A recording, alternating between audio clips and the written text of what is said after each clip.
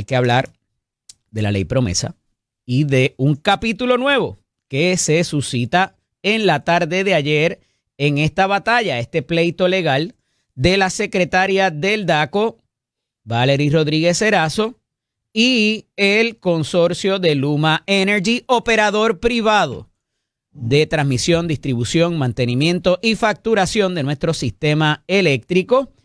Y también hay movimiento en el bullpen en la Corte de Quiebra. Mire, Taylor Swain va a las millas y ya se ha sentado lo suficiente sobre el caso de la quiebra de la Autoridad de Energía Eléctrica y parece que va a apretar o está apretando más bien el acelerador y hay noticias.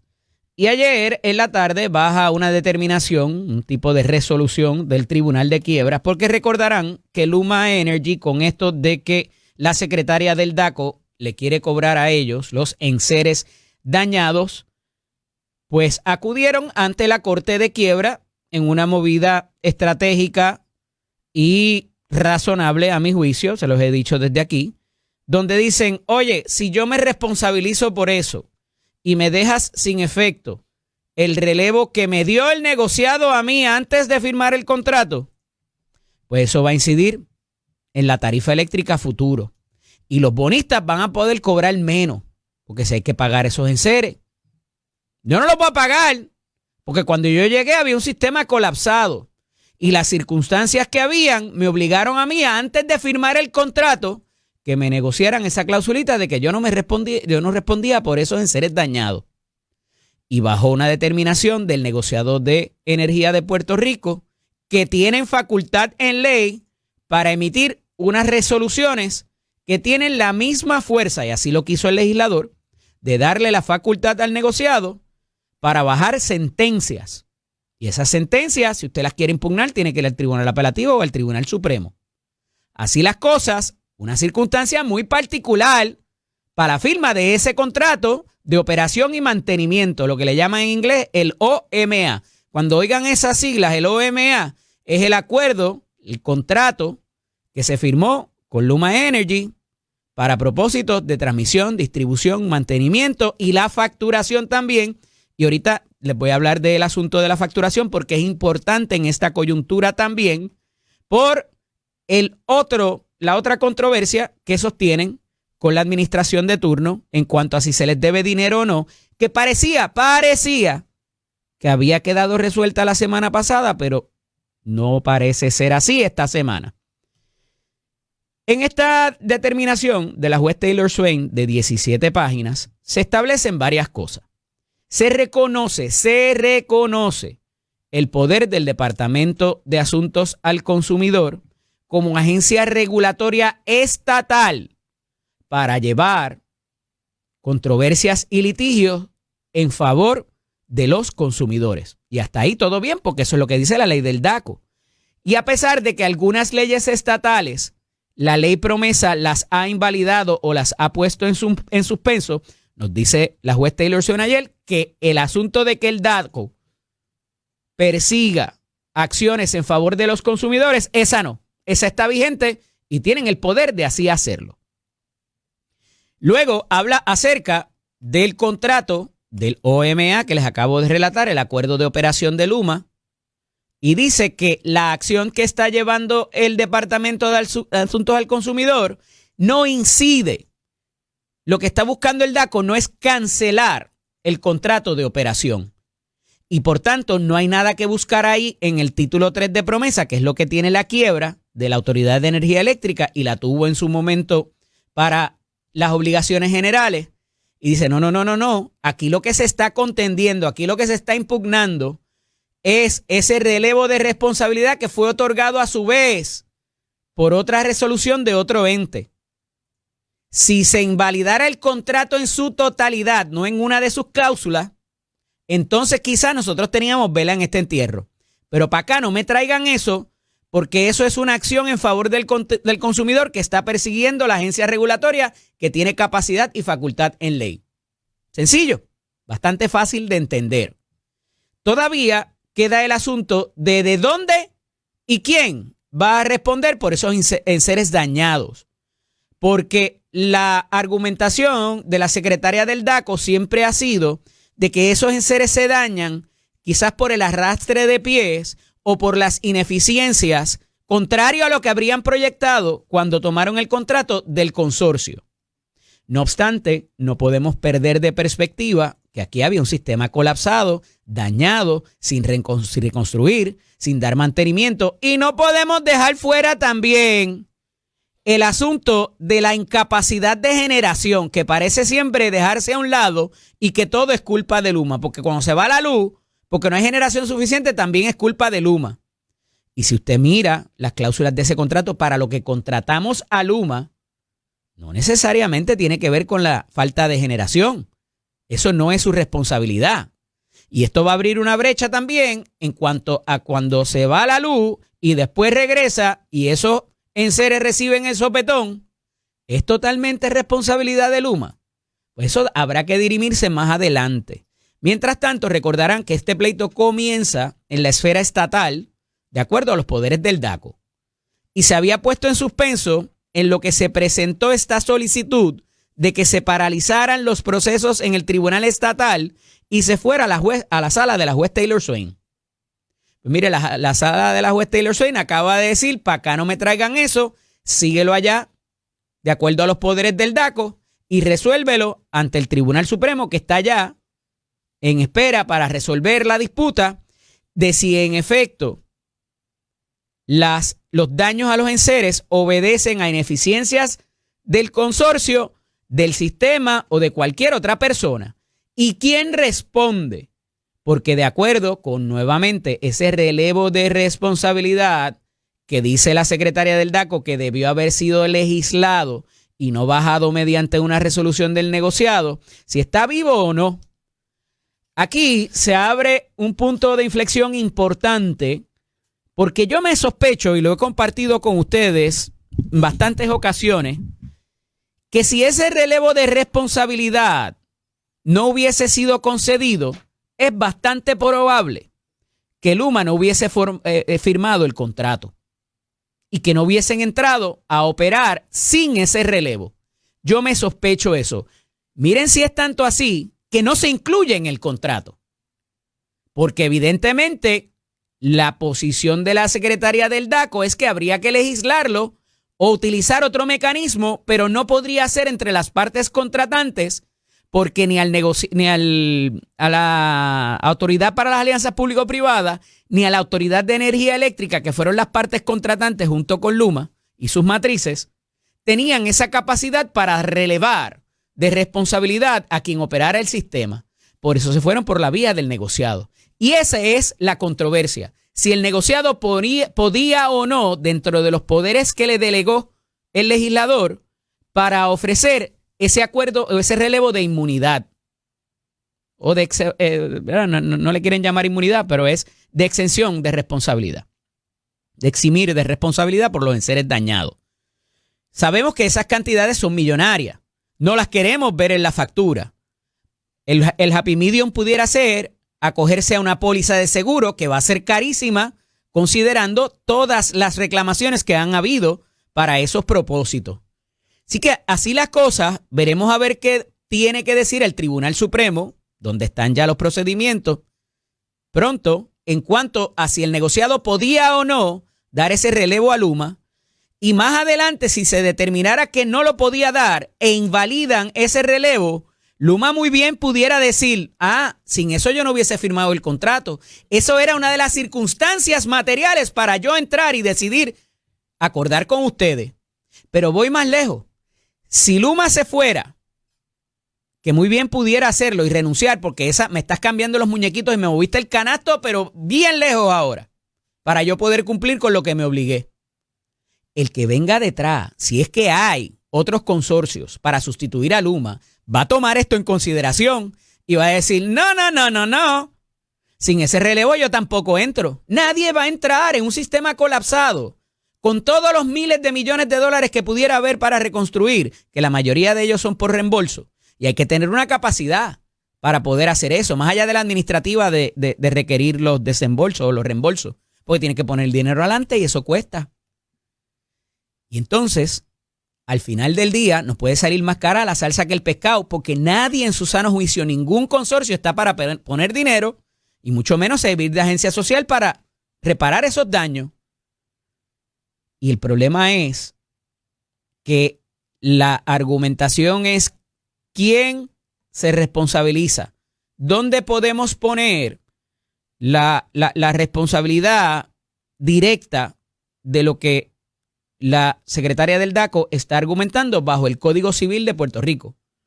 Que es que si, por ejemplo, yo le pongo el pie a Eduardo para que se caiga, pues la responsabilidad es mía, no para quien yo trabaje, porque fue una acción voluntaria.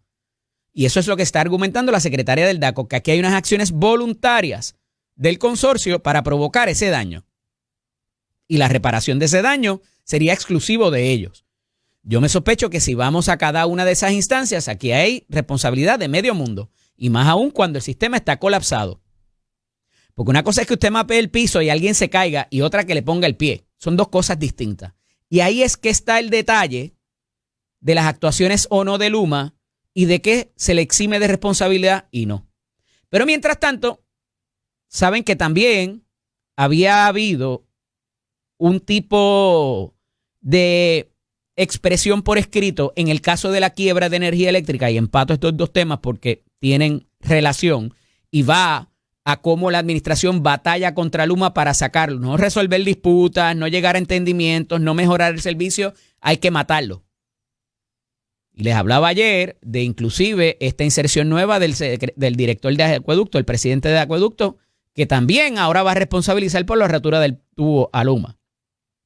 Y les hablaba de la figura de la colusión, que es cuando gente se pone de acuerdo en acciones ilegales para provocar un daño a una persona o un daño al consumidor o de diferentes, ¿verdad?, situaciones.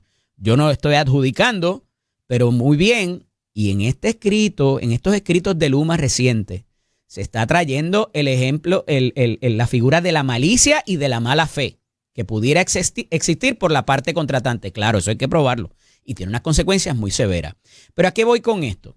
Había habido una moción de la Autoridad y Agencia Fiscal, Autoridad Financiera y Agencia Fiscal, AFAF, que la dirige el secretario de la Gobernación, el 2 de mayo de este año.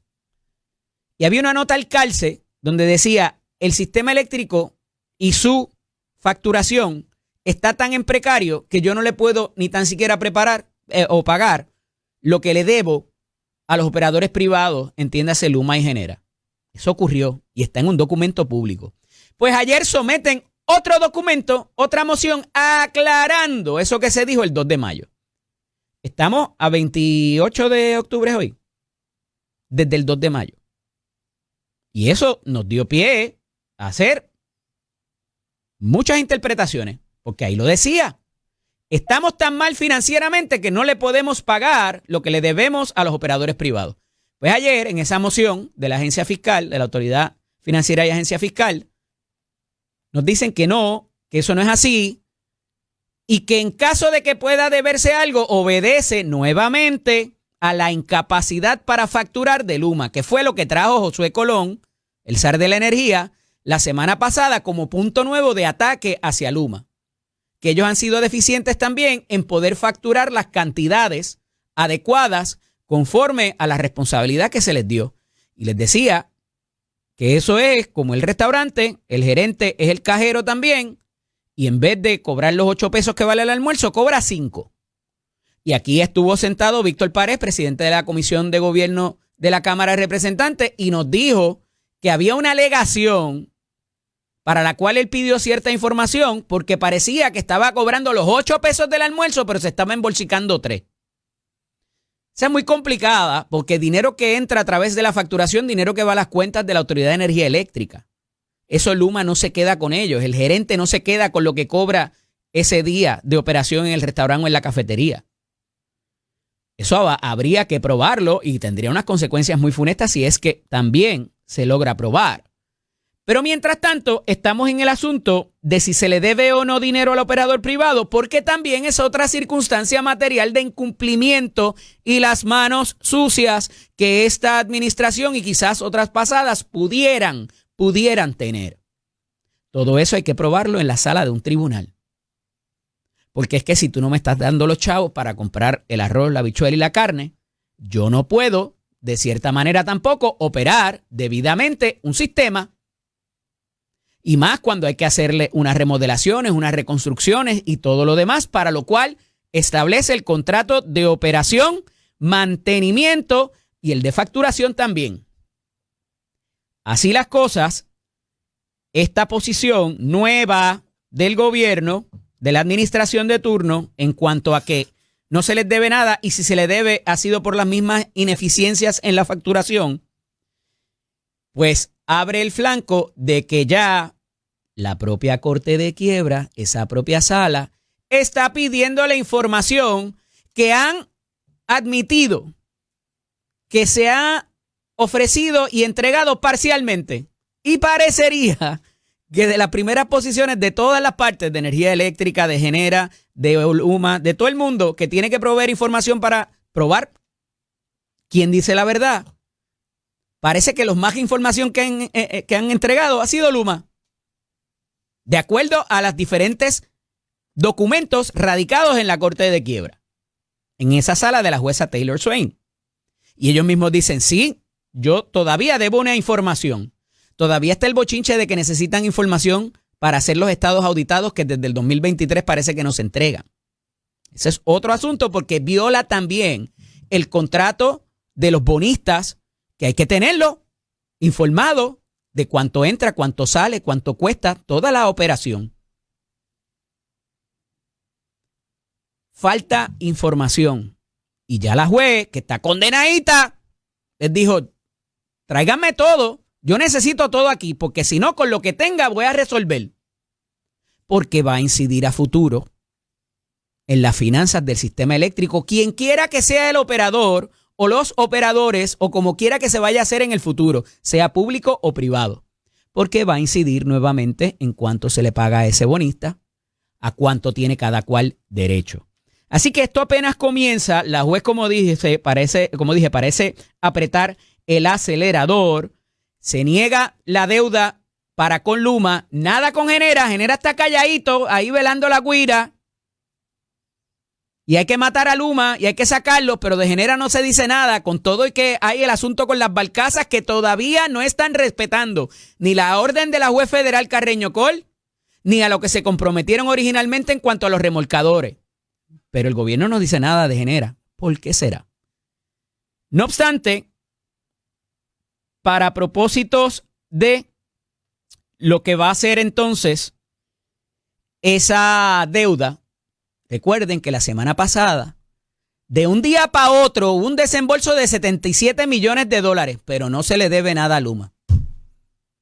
Y venía otro de otros 93, o sea, cerca de 170 millones de dólares, que se le desembolsa a Luma, así de momento, rapidito, y hubo unas conversaciones entre el jefe de la matriz, allá de Cuanta, también, para decir, bájale, no me quiten las brigadas y todo eso, y hubo un compromiso, y en la misma carta del ejecutivo de la matriz de Luma y de Juan Saca se establecía que en efecto había una deuda, y el gobierno no dijo nada. En esa misma carta que dijeron que regresaban las brigadas 24 horas, ahí estaba la admisibilidad que no fue revocada ni impugnada de que se le debe dinero al operador privado. Y esa moción del día 2 de mayo que va a perseguir a esta administración con ese tema. Esto está interesante. Hablaremos un poquito más en detalle también del asunto del DACO ahorita con el licenciado Sánchez y Fonte para ver cuán pronto pudiera resolverse todo este asunto, tanto en el caso de la juez Taylor Swain, con esto debería terminar. Pero ¿cuáles van a ser los próximos pasos de la secretaria del DACO a estos efectos? Y vamos a ver si van a seguirse haciendo desembolso. Porque parece que eso fue lo que la gobernadora se comprometió la semana pasada con el DUC de Cuanta. Miren, otro asunto que ha causado mucho revuelo y que va a las millas es la acusación de 2 hermanas en Salinas por negligencia de dejar unos niños solos en una madrugada y ya van, o sea, ya esto va para vista preliminar. Se les encontraron cargos a las 2 hermanas por dejar a unos niños menores de edad de entre 4 y 8 años sin supervisión de un adulto en un apartamento en el complejo de vivienda Bellavista de Salinas. Y hasta ahí, pues, evidentemente, esa es la ley de maltrato que se revisó en el año 2023, ¿fue? Sí, correcto, en la ley 57. Esto viola el artículo 54 de dicha ley. El bienestar de los menores es responsabilidad absoluta. Ajá. Y ahora digo yo, como dice mi hermano Ferdinand Pérez, ¿y los padres dónde están? Criminalizan a las madres, pero la responsabilidad de los papás también. Porque siempre las madres que de ordinario tienen la custodia, porque hay ciertas excepciones, menos, pero las hay, que los padres tienen custodia de los hijos menores de edad. Pero también están obligados a velar por el bienestar. Por eso es que se les impone pensión alimentaria. Y entonces, ya estas 2 madres, que no estoy eximiéndolas de responsabilidad, porque ciertamente o dejaban a alguien, parece que se fueron a janguear por allí, por el vecindario, dicen ellas. La policía llegó y no los encontraron. No las encontraron a ellas y por eso se les radicó estos cargos a ambas.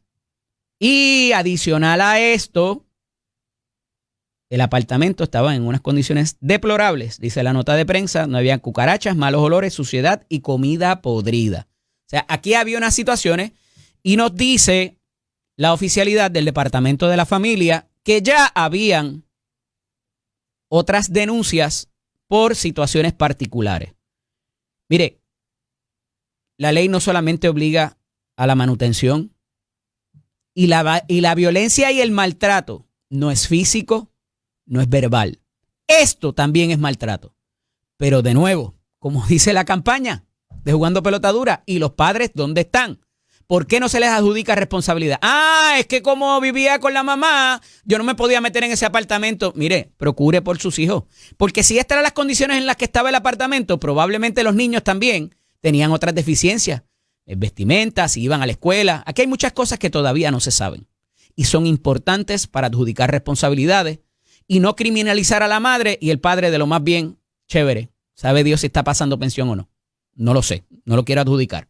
Pero la responsabilidad es compartida porque para procrear se necesitan un padre y una madre.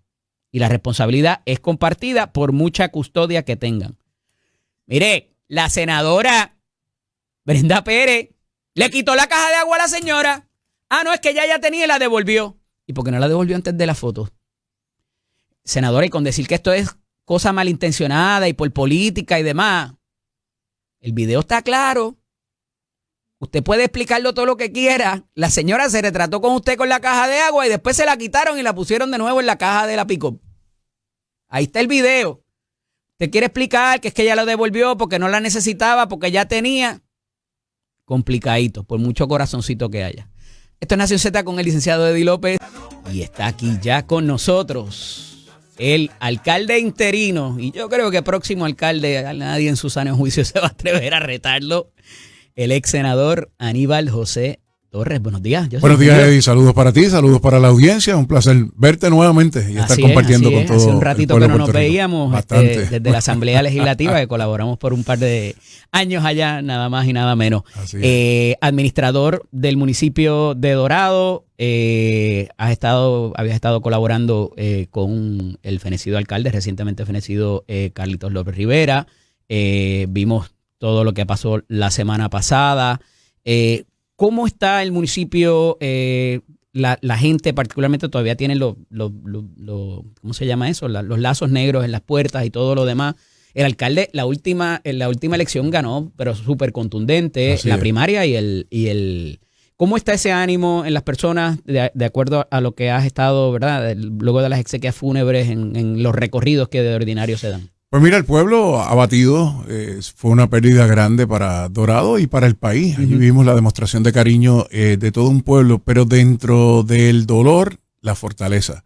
la fortaleza de que hubo un hombre que se entregó al servicio público y la manifestación de pueblo que se dio allí, la participación de todos los líderes eclesiásticos en Dorado, la participación del pueblo en las exequias fúnebres y en presentarle los respetos al alcalde, le ha dado a Dorado fortaleza para sobrellevar el momento. Las expresiones de Carol fueron brutales. La fortaleza que tiene la familia Carol, sus dos hermanos, su madre. O sea, yo estoy completamente seguro y convencido de que esa fortaleza viene precisamente del cariño y del amor que le ha brindado un pueblo, y así lo sentimos todos los doradeños en esta causa, que se unieron personas de todos los partidos políticos, aún en la diferencia, claro. Y el respeto que se le brindó al alcalde en su despedida, tal y como él la quiso, le ha dado mucha fortaleza al pueblo de Dorado, agradecido de todo lo que hizo por la ciudad, agradecido de su legado.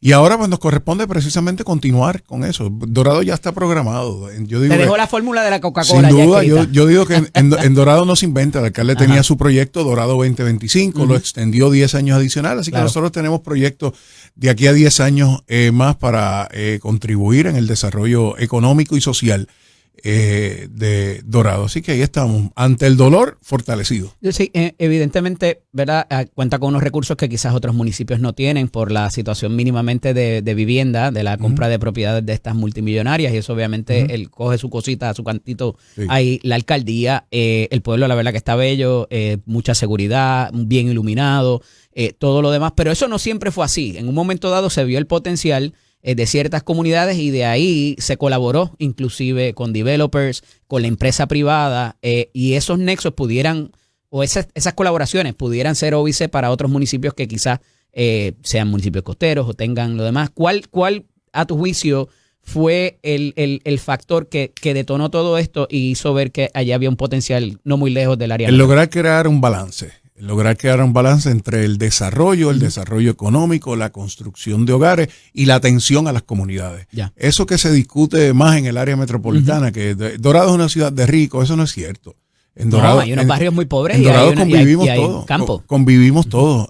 Y se ha sabido manejar en un perfecto balance el desarrollo económico con el desarrollo social. Todos los servicios que brinda el municipio atienden nuestros 7 barrios y atienden todas las comunidades. Y en la medida en que el ciudadano doradeño, el residente y el visitante se sienta atendido, se sienta que el gobierno municipal cumple con seguridad, con salud, con educación, nosotros le damos un apoyo al Departamento de Educación con nuestro programa Escuela Amiga, que ha sido modelo para muchos municipios. Claro. Así que mientras tú tengas un gobierno municipal que atiende las necesidades de su gente, y su gente es toda su gente, los que habitan y los que visitan, pues tú creas un balance perfecto, y por eso es que se da atractivo la ciudad para la inversión, atractivo para los negocios.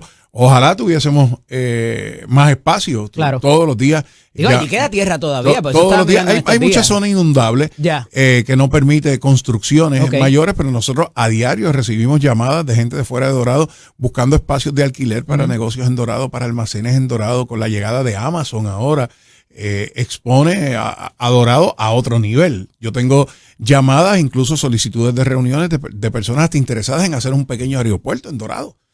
Por todo lo que trae. Por lo que tengo entendido, sería al lado del parque en esa área, ¿verdad? El único espacio, lo que pasa es que es una zona inundable, que es al lado del parque agroturístico.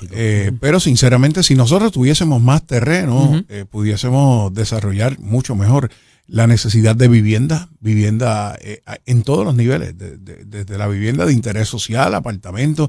Yo quisiera que hubiese una inversión privada y ver cómo el municipio puede ayudar en esto, en lograr vivienda para jóvenes profesionales. Claro. Ver si de alguna manera yo siempre he pensado que hay áreas que tú puedes desarrollar un edificio de apartamentos y darle prioridad a los jóvenes profesionales, porque tenemos muchos que migran todos los días al área metropolitana. Así que es parte de lo que se ha establecido en el Plan Dorado 2035, que es tú lograr el balance adecuado entre lo que es el desarrollo, el mantener nuestras costumbres, nuestras tradiciones y atención ciudadana. Hay campo, bien campo, hay barriada, hay residenciales públicos, hay uno en el mismo casco del pueblo. a esos efectos, ¿cómo se ha dado esa convivencia? ¿Hay resentimiento por esta gente que se está mudando? Porque pues, muchas veces están dentro de la comunidad, allí que gated community bien adentro. ¿Cómo se da esa? Porque por más que tú vivas en un sitio remoto, encerrado, siempre tienes que salir afuera claro. al supermercado o lo que sea, por más que te puedan llevar la compra. Siempre hay un discurrir, ¿verdad? O una relación entre esas comunidades y las que han llegado. La hay. Y en Dorado tú no ves esa división. O sea, tú te puedes encontrar en el pueblo caminando en chancletas, Jake Paul, tú sabes. Igual te encuentras al de Espinosa, al de Marismilla, al de La Hormiga. O sea, en Dorado no vivimos eso. Eso es lo que yo quiero decirle al país. Esa disrupción social no se ha dado. No existe en Dorado. No existe en Dorado. Y claro que hay gente rica en Dorado, hay gente muy rica y hay gente muy pobre también.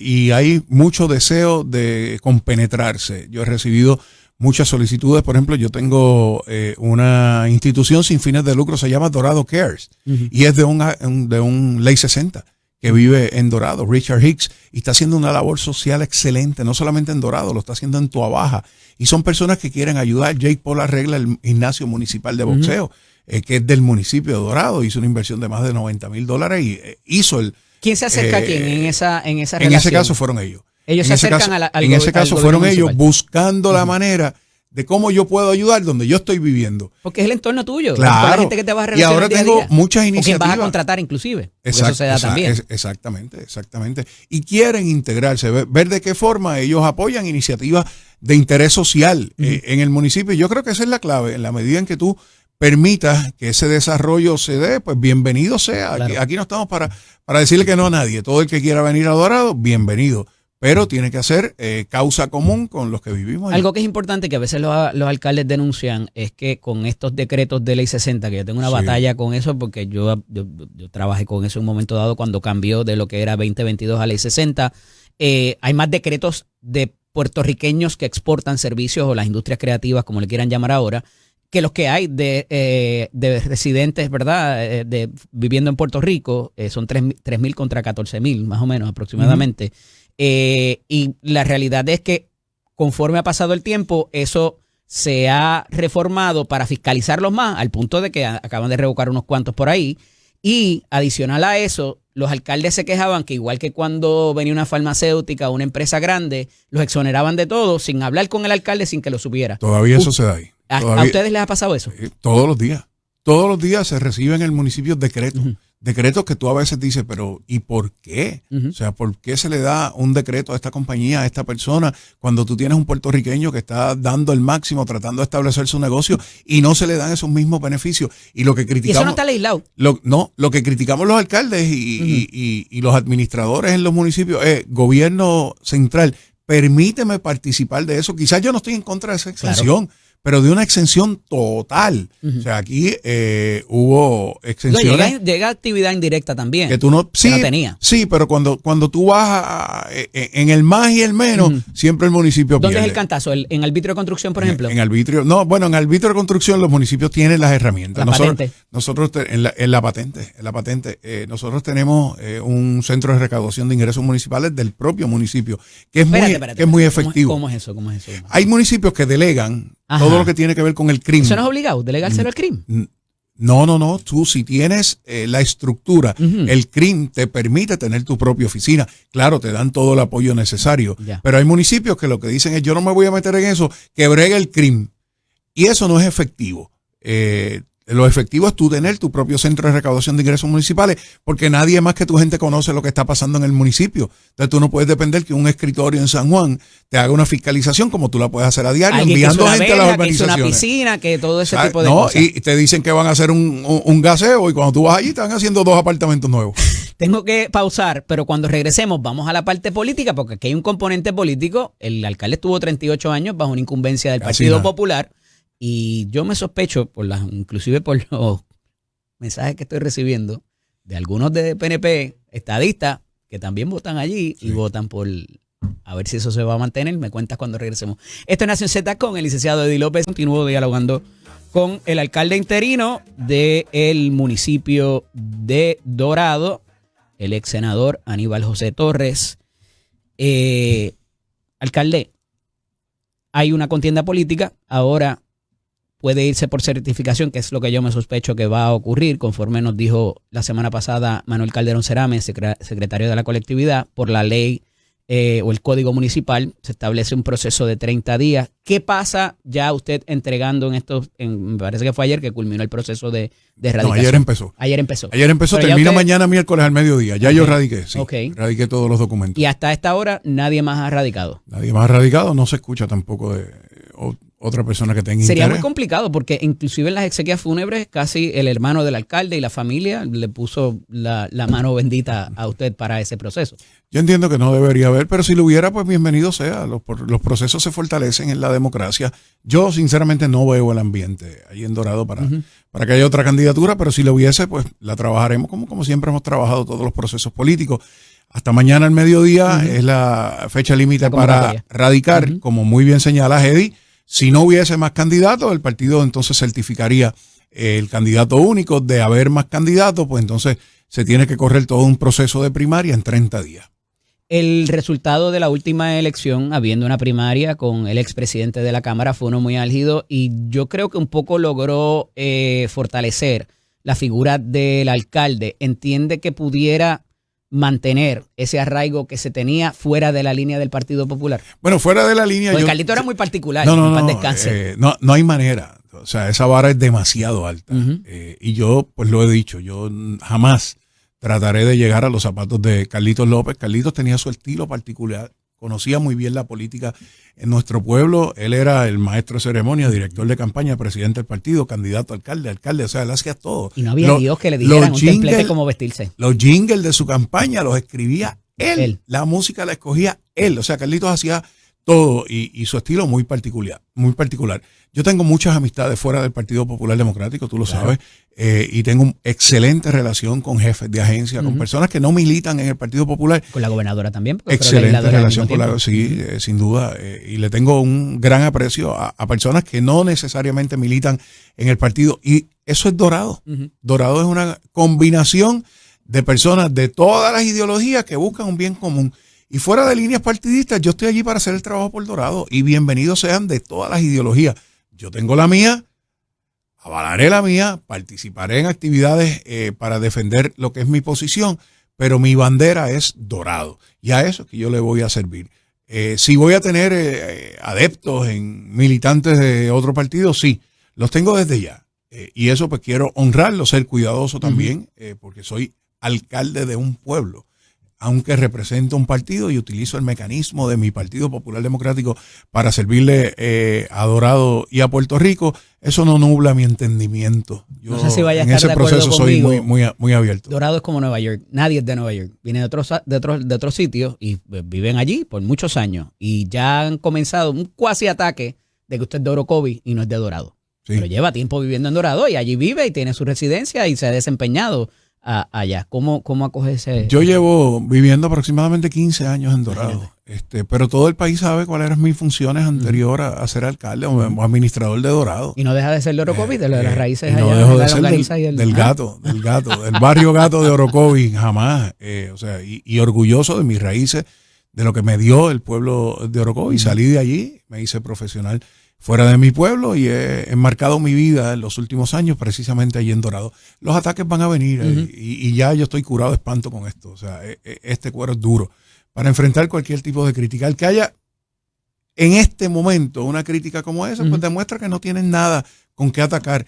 Y vendrán, si viene gente más lejos y lleva allí viviendo un montón de años. Y yo estoy preparado para eso, que le pregunten a los doradeños. El doradeño que ha sabido cuál es la trayectoria de Carlitos López y en el último tramo de su administración, sabe que yo he estado allí haciendo el trabajo sin buscar bombos, sin buscar reconocimiento. Yo estoy allí para trabajar. Ya yo pasé esa etapa de estar todo el tiempo en la prensa, esa etapa de estar buscando noticias porque eres candidato a una posición electiva. Esas etapas ya yo la pasé. La mía ahora es trabajar y el trabajo recompensa. Cuando tú haces tu trabajo bien, no hay campaña más efectiva que esa. Y Dorado lo ha visto en los últimos años. Hablemos un poquito del Partido Popular. Lo que está pasando, ahora que me trae el aspecto de la fiscalización, hubo un momento donde ustedes estaban todos los días, había una conferencia de prensa, el mecanismo de fiscalización. Estamos viéndolo un poco ahora con Javi y con Héctor. pero por un tiempo eso se perdió. Sí. Cuando estaba Jorge Colbert, cuando estaba Luis Vega Ramos, Jorge Suárez, mi hermano Jorge Suárez, eso era todo el tiempo y sacaban y les llegaban documentos. ¿Por qué eso un poco se perdió y con exactitud a temas puntuales? Porque los compañeros que ocupan posiciones electivas están pensando solamente en ellos y no piensan en la institución. Eso es lo que le ha hecho mucho daño a la institución del Partido Popular Democrático, que alcaldes, senadores, representantes, todos piensan en ellos y no piensan que le responden a una institución, que están en sus posiciones porque una institución le permitió participar del proceso y se olvidan hasta de la pava cuando hacen campaña. Y entonces las voces son muy pocas, como tú muy bien señalas, Jorge Colbert, Jorge Suárez, Manuel Calderón Cerame está haciendo un trabajo excelente en fiscalización.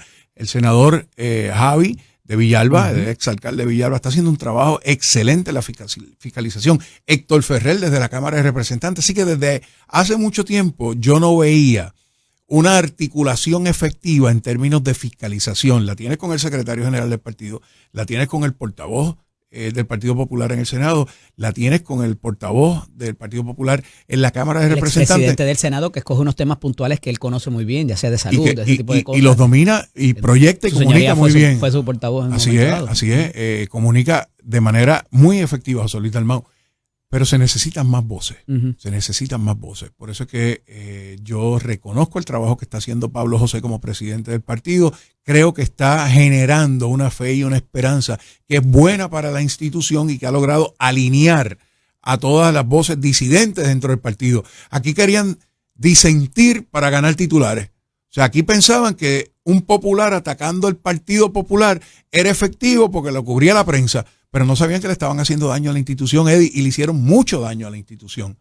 Gracias a Dios y al trabajo de los pasados presidentes, eso se ha ido encaminando. Y ahora vemos un liderato efectivo de Pablo José que ha creado esperanza en el país, que te vuelve a la base de que todo el mundo entienda que aquí todos tenemos que remar para el mismo lado. Si piensan que la salvación es individual y si cada cual hace su campaña pensando en que aquí gano yo y el partido que resuelva, pues debilitan la institución y las instituciones le sirven bien. Y todo el que esté dentro de la institución tiene que responderle a ella.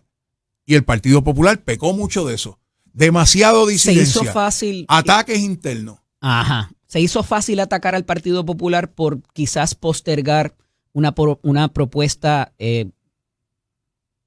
redimible o de alguna manera comprable, por ponerle un ejemplo, a unas generaciones más jóvenes. Es que no atacaban por eso.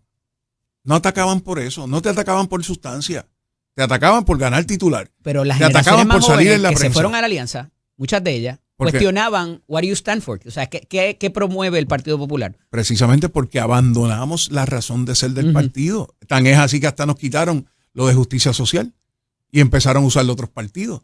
Y eso es un lema del Partido Popular, esa es la esencia del Partido Popular. Pero entonces cayeron en discusiones estériles que no resultan ser atractivas a la juventud. O sea, uno piensa que en la discusión política del momento, del ataque, ¿sabes? Si te ganas un titular, si sales en los medios de comunicación, pues ahí te estás proyectando como líder. Y eso no es. Líder es el que mueve las masas. Líder es el que inspira. Líder es el que crea esperanza. Hace unos miércoles y así atrás, tú fortaleces un partido. En esa misma silla, él está todos los miércoles aquí conmigo, Jesús Manuel Ortiz y González. Le preguntaba si había mucho indisciplinado en el Partido Popular y si se había convertido en sexy el criticar al Partido Popular. Seguro que democrático. Sí, seguro que sí. Y le hacen la vida a uno más difícil cuando uno está en posiciones como están las columnas de presidente del partido, de un Rafael Cox Salomar y de tantos otros en los medios. Que tú puedes entender que pueden tener posiciones distintas, oigan, pero canalícenlas. O sea, ¿por qué atacar la institución a la que tú le serviste? ¿Por qué atacar a la institución que te permitió aspirar porque si no me va a pasar nada, a una oposición? Porque no hay consecuencias. Porque no hay consecuencias. Porque no hay consecuencias. Y hay indisciplina, porque a la que tú alineas al primero, los demás se van a... Exactamente. Así fue. Y el reglamento provee para eso. Hace mucho tiempo. Sin duda, pero ¿por qué llegar a eso? Si todo el mundo debe entender que cuando tú entras a una institución, tienes que defenderla. Ese es el contrato. Es un contrato, exactamente. Pues yo creo que hubo mucha indisciplina que llevó al debilitamiento y por eso hoy no somos gobierno. Así que en esa reestructuración... Pero los alcaldes siguen ganando. Porque el alcalde... Y por mucho. Porque el alcalde se ocupó de atender bien la gente que le sirve. Y no hay mejor campaña que hacer el trabajo. Cuando tú haces el trabajo, ahí vienen los resultados. Un partido municipal bien fuerte. Ahora nos tenemos que encaminar a volver a ser gobierno, porque para poder servir tú necesitas estar en el poder. Hubo 2 columnas esta semana en el periódico Nuevo Día, una de Eduardo Batia y Gautier, que creo que lo conoce muy bien, que decía que municipalizar es la respuesta. Ayer hubo otra de otro profesor que dice municipalizar es el problema. Quiero retomar esa conversación y a ver qué me dices en cuanto a eso, porque el gobierno más cercano es el que tiene el alcalde, que lo tiene ahí y vive ahí. Regresamos en breve. Esto es Nación Z con el licenciado Eddie López. Continúo dialogando con el alcalde interino y parece que próximo alcalde, si nadie radica antes de mañana, el ex senador Aníbal José Torres. Yo sí, municipalización. Muchos dicen que es la solución para muchos de los servicios. Se ha comprobado en muchas instancias. Hay algunas otras que no y lo he criticado desde esta cámara y este micrófono. Ayer salen que es el problema por la situación que existe de festivales y cosas demás. Algo que dijo la gobernadora en días recientes. Son motores económicos para los artesanos y para los negocios de los cascos urbanos. Trascendido eso, mi crítica siempre ha sido, y lo puedes coger cualquier plataforma de campaña de los alcaldes, que se quejan de que han cogido los parques, los balnearios y otras instalaciones, las escuelas y tantas otras del gobierno central sin que le pasen dinero. Pero busca y quieren más. Entonces, si no hay esa garantía de que te pasen la instalación con el dinero para darle el mantenimiento, pues pone en precario las finanzas municipales. No obstante, el alcalde, todo el mundo sabe dónde almuerza, dónde vive, dónde va a la barbería, a la iglesia que va, está cercano a la necesidad y se somete a la crítica también de la gente que tiene el entorno cuando está chavao las instalaciones. Entonces, dentro de todo ese marco, hasta dónde pudiera llegar la responsabilidad de los alcaldes de acoger más de estas instalaciones, dar mejores servicios cuando estamos teniendo este problema con las finanzas y de ahí trascendemos. Lo que pasa es que a fin de cuentas la gente no va a entender si es estatal o es municipal. No. Por ejemplo, tú te coges lo que nos sucedió la pasada semana, la crisis por una rotura en el supertubo. ¿Tú te crees que la gente fue a la Autoridad de Acueductos Alcantarillados a pedir servicios? A pedir que le llenaran las cisternas, a pedir que le repartieran agua en sus hogares. No, donde van es al municipio. El que hace su despliegue en coordinación con la Autoridad de Acueductos, pero no es suficiente. Es precisamente el municipio y la gente a quien va a exigirle es al alcalde, a la alcaldesa.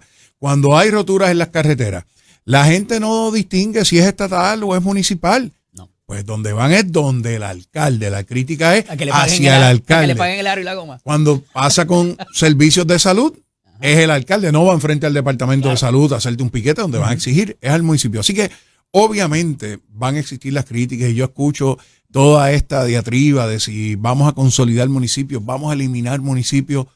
¿Por qué?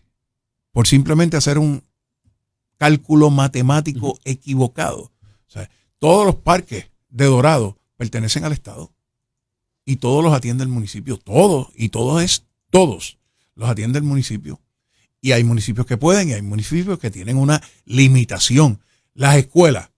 Los municipios vienen a suplir las necesidades que no puede atender el Departamento de Educación por la razón que sea, por la burocracia administrativa, porque el departamento se quiere enfocar en otros asuntos, pero cuando unos niños van a visitar fuera de la jurisdicción de los municipios, tal vez obras de teatro en otros municipios, visitas a museos, donde van es al municipio, donde van a pedirle la transportación es al alcalde, a la alcaldesa. Así que la municipalización tiene que ser el norte de la gestión pública de servicio directo a la ciudadanía. Quien mejor puede atender los reclamos de la gente es el municipio y el Estado debe enfocarse en eso y lo ha empezado a hacer. Tú tienes acuerdos ahora del Departamento de Transportación y Obras Públicas con los municipios para que sean los municipios quienes arreglen las carreteras. Lo hacen más rápido los municipios. Pero les sale más barato. Por favor, también, porque exacto. A veces van o dame lo que en realidad se necesita para hacerlo. Claro. En ocasiones no da. Claro. Y el municipio tiene que cubrir. Así que le hacen un daño directo al municipio cuando es meramente el cálculo matemático. Cuando tú haces esa ecuación en un escritorio y no ves cómo estás afectando a la ciudadanía, pues te lleva a utilizar este discurso cliché que puede sonar bien en la opinión pública. ¿Para qué 78 municipios? Vamos a eliminarlo. Nos quedamos con 15, nos quedamos con 30. Oye, pasó con la Junta de Inscripción Permanente. Vamos a cerrar la Junta y me muevo al plano político. volver a establecer más juntas de inscripción permanente. ¿Por qué? Porque entonces se dejaron 12 a nivel isla, la gente llegaba, las filas eran interminables, terminaba la gente no inscribiéndose por no pasar por el suplicio. Digo, no podemos también... Pues entonces... porque el irresponsable que lo deja para el último día. Pero también, ¿sabes? Pero entonces, ¿por qué ir en contra de los servicios que puede brindar efectivamente un municipio? Que hay alcaldes que utilizan el dinero como no es, los hay, como hay jefes de agencia que hacen lo mismo.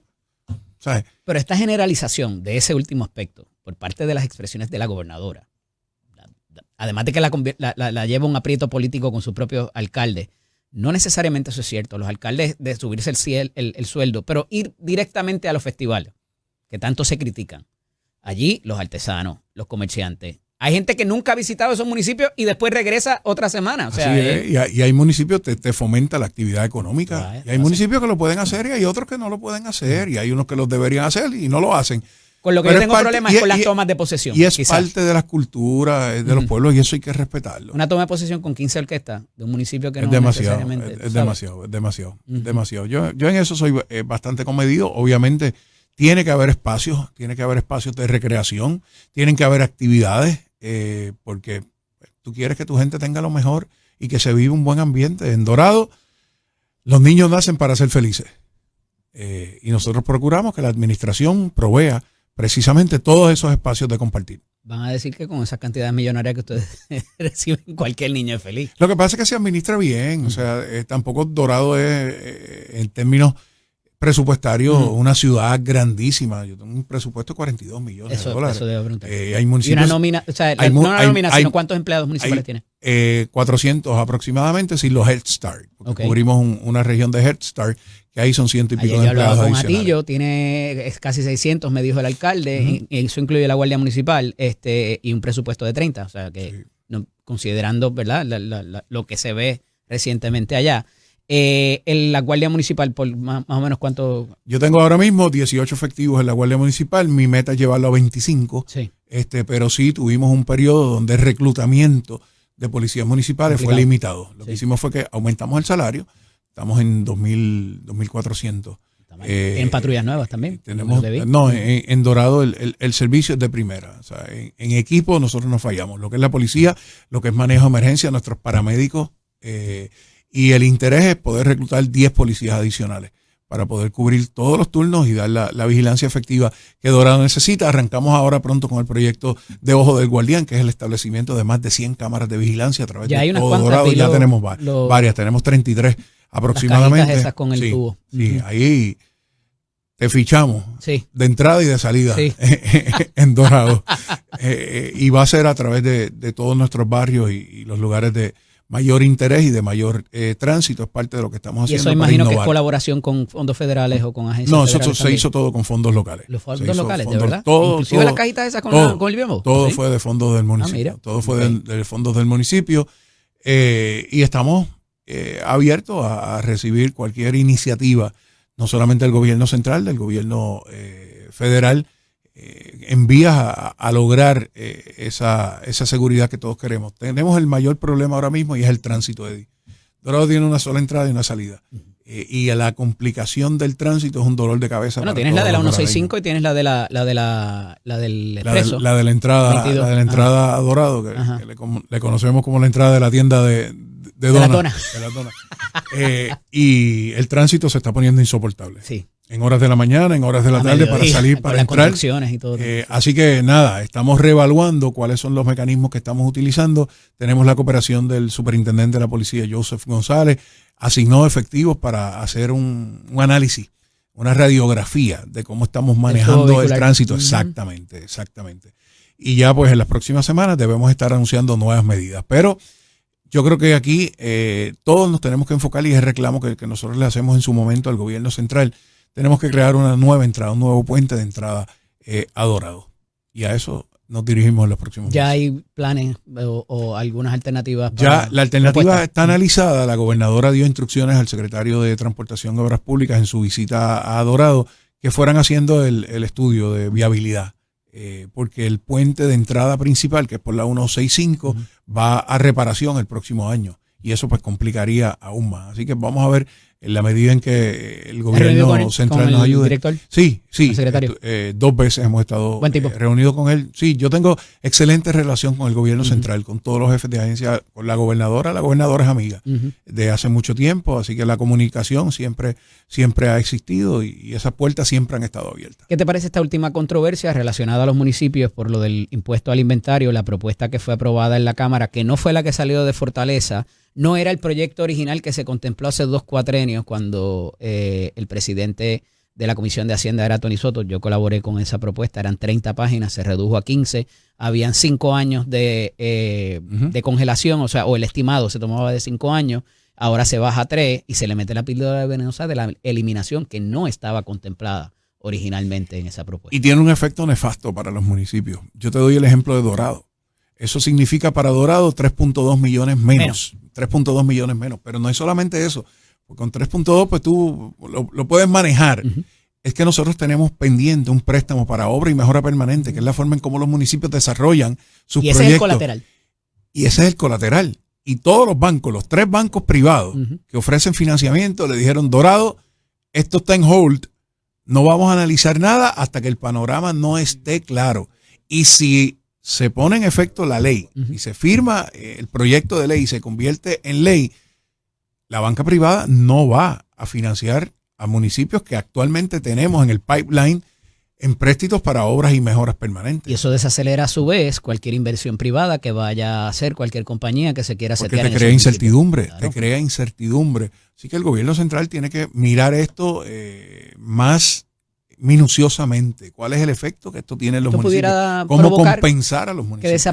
Que desaparezcan o colapsen finanzas municipales. Seguro que sí, seguro que sí. Tú tienes 10 o 12 municipios que están a ley de un empujón para que eso pase. Y llevamos oyendo eso hace 20 años. Y esta sería la estocada final. Pero ¿qué es lo que pasa? Que viene el gobierno y te da una solución temporera para esos municipios. No te preocupes que yo te voy a resolver. Y el año que viene volvemos a tener el mismo problema. Pues entonces, traigan la solución definitiva. Traigan la solución definitiva. Porque no están en el abismo precisamente porque le tiran el salvavidas de última hora. Eso era parte de la propuesta completa. Transicionar a un impuesto de venta, cosa de que el comerciante no lo tenga que adelantar. No se puede llamar IBU, porque entonces te lo lleva a Cofina y los bonos de obligación general, pero déjame venderlo, porque si no lo vendo y lo tengo en el inventario el año que viene, pago de nuevo. Exactamente. Entonces, es un arbitrio, verdaderamente no es impuesto. Siempre he tenido issues con que se le llame impuesto, porque es cuando el producto entra antes de venderlo. Un impuesto sería cuando lo compra. Y eso le provee a ustedes también mayor visibilidad de lo que pasa en la caja. Entonces, la respuesta está ahí. No sé por qué no acaban de hacerlo, ¿verdad? Y resuelve muchos problemas. Se dice que hubo unos cuantos alcaldes que fueron allá a decir que la gente va del IBU, pues va a evadir esto también. Y yo creo que la última presión que hemos visto de alcaldes como San Juan, de alcaldes como Bayamón, que están haciendo sus reclamos, el alcalde de San Juan hizo una carta pública denunciando Bayamón sacó la portada la semana pasada. Y llamando a la alerta. O sea, que yo creo que esto se tiene que mirar más minuciosamente. Y los presidentes de los cuerpos no quieren tocar eso ni con una vara larga. No me lo traigas para acá de nuevo. Ya yo resolví. Esa es la expresión que han hecho. Bueno, pues entonces volvamos a la mesa. Que no se firme y que se vuelva a la mesa. Quitándonos el sombrero de alcalde y poniéndonos el legislador o el de político. ¿Qué pudiera hacer o qué debería hacer la gobernadora en estas horas que le quedan? Escuchar el reclamo del alcalde. Escuchar el reclamo del alcalde. De su partido, de su propio partido. De su propio partido. Y puedo entender la posición que asume la gobernadora, pero creo que el reclamo de los alcaldes va a ser determinante en este sentido. Yo haría el veto expreso, yo no lo haría de bolsillo. Yo lo haría expreso por las razones. Veto de bolsillo es que no haga nada y trascienden las horas y se acabó. Y el veto expreso es, manda una cartita, valga la redundancia, expresar por qué no estoy firmando ese proyecto. Así que yo, como a mí me gusta siempre ir de frente en esto, así que yo haría un veto expreso y volvería a la mesa y citaría todas las partes a la mesa y vamos a buscarle una solución definitiva a esto y que todas las partes se escuchen. El problema aquí a veces es el protagonismo. Cuando se busca el protagonismo, sea de alcalde, sea de jefes de agencia, sea de legisladores, pues el producto final no necesariamente va a ser el mejor. Si todos nos sentamos en la mesa, yo estoy seguro que podemos buscar una solución a eso. ¿Y quién está aquí con protagonismo? No, todos los políticos somos dados al protagonismo. El problema es el siguiente. Y en este tipo de circunstancias debemos volver al 8 de octubre. Gobernadora agradece el proyecto de la propuesta con la eliminación. Pero yo pregunto, How do you backtrack this? Yo pregunto, Eddie, vamos al escenario quizás más real. Se aprobó el proyecto. Yo pregunto, ¿muchos de esos comercios van a bajar los precios? No. Ni ustedes van a recibir más dinero. Exacto. Porque, primero que nada, es una propuesta voluntaria. Exacto. Y yo, comerciante, que el acarreo me sale más caro, que tengo aranceles, que tengo una baja poblacional, no voy a traer más inventario anyways. Si la idea era traer más inventario y que ese... No lo vas a traer, no lo vas a traer porque no lo vas a vender. Y me voy a coger a pagarle más al alcalde. Eso es como que alguien le bajen el sueldo o se gane menos y decida, ay, sí, yo soy tan bueno que le quiero pagar más contribuciones sobre ingreso al gobierno. Claro, pues claro. Así que yo creo que la alternativa es volver a la mesa. Volver a la mesa, vamos a pensar en frío. Tenemos la situación, vamos a resolverla. Y que todo el mundo levante las manos. Si lo llega a firmar, y usted vivió esto en el 2012 o 2013 al 2016, cuando una alcaldesa, por algo que no se le dio, por el gobernador García Padilla, y me refiero a Carmen Yulín Cruz Soto, le viró a 5 o 6 legisladores la propuesta del IVA y un montón de cosas se fueron por el sifón. ¿Eso pudiera repetirse? Yo pienso que políticamente... A 298 días... Políticamente lo que van a hacer es el gobierno volver a tirar un salvavidas a aquellos que se vean precipitados. O sea, no es bueno. No es bueno porque te soluciona... Pancho. Es un parcho, exactamente. Es un parcho. El gobierno no lo va a dejar caer. O sea, pero vuelves a lo mismo, seguir poniendo parchos y no resolver el problema de una vez y por todas. El año que viene tendremos el mismo problema y los mismos reclamos y el gobierno fildeando para atrás. Eso es lo que va a pasar. Wow. Los servicios básicos que se están dando, este colapso o el cierre gubernamental federal, ya está teniendo alguna... ¿Los municipios también van a tener que rescatar a la gente cuando no le puedan desembolsar el pan? Yo vi la noticia ayer de Gurabo que cerró su centro Head Start. En Dorado pudiera pasar lo mismo, aunque nosotros tenemos parte garantizada hasta el mes de diciembre. ¿Ah, sí? Sí, pero obviamente, es un block grant, ¿no? obviamente sí. Okay. Obviamente es una preocupación. Es una preocupación. Nosotros tenemos muchos empleados federales en el área. Y programas como Head Start, que nosotros corremos Head Start, el nuestro y el de Toalta, se pueden ver afectados en su momento. Y lo peor de esto es la incertidumbre.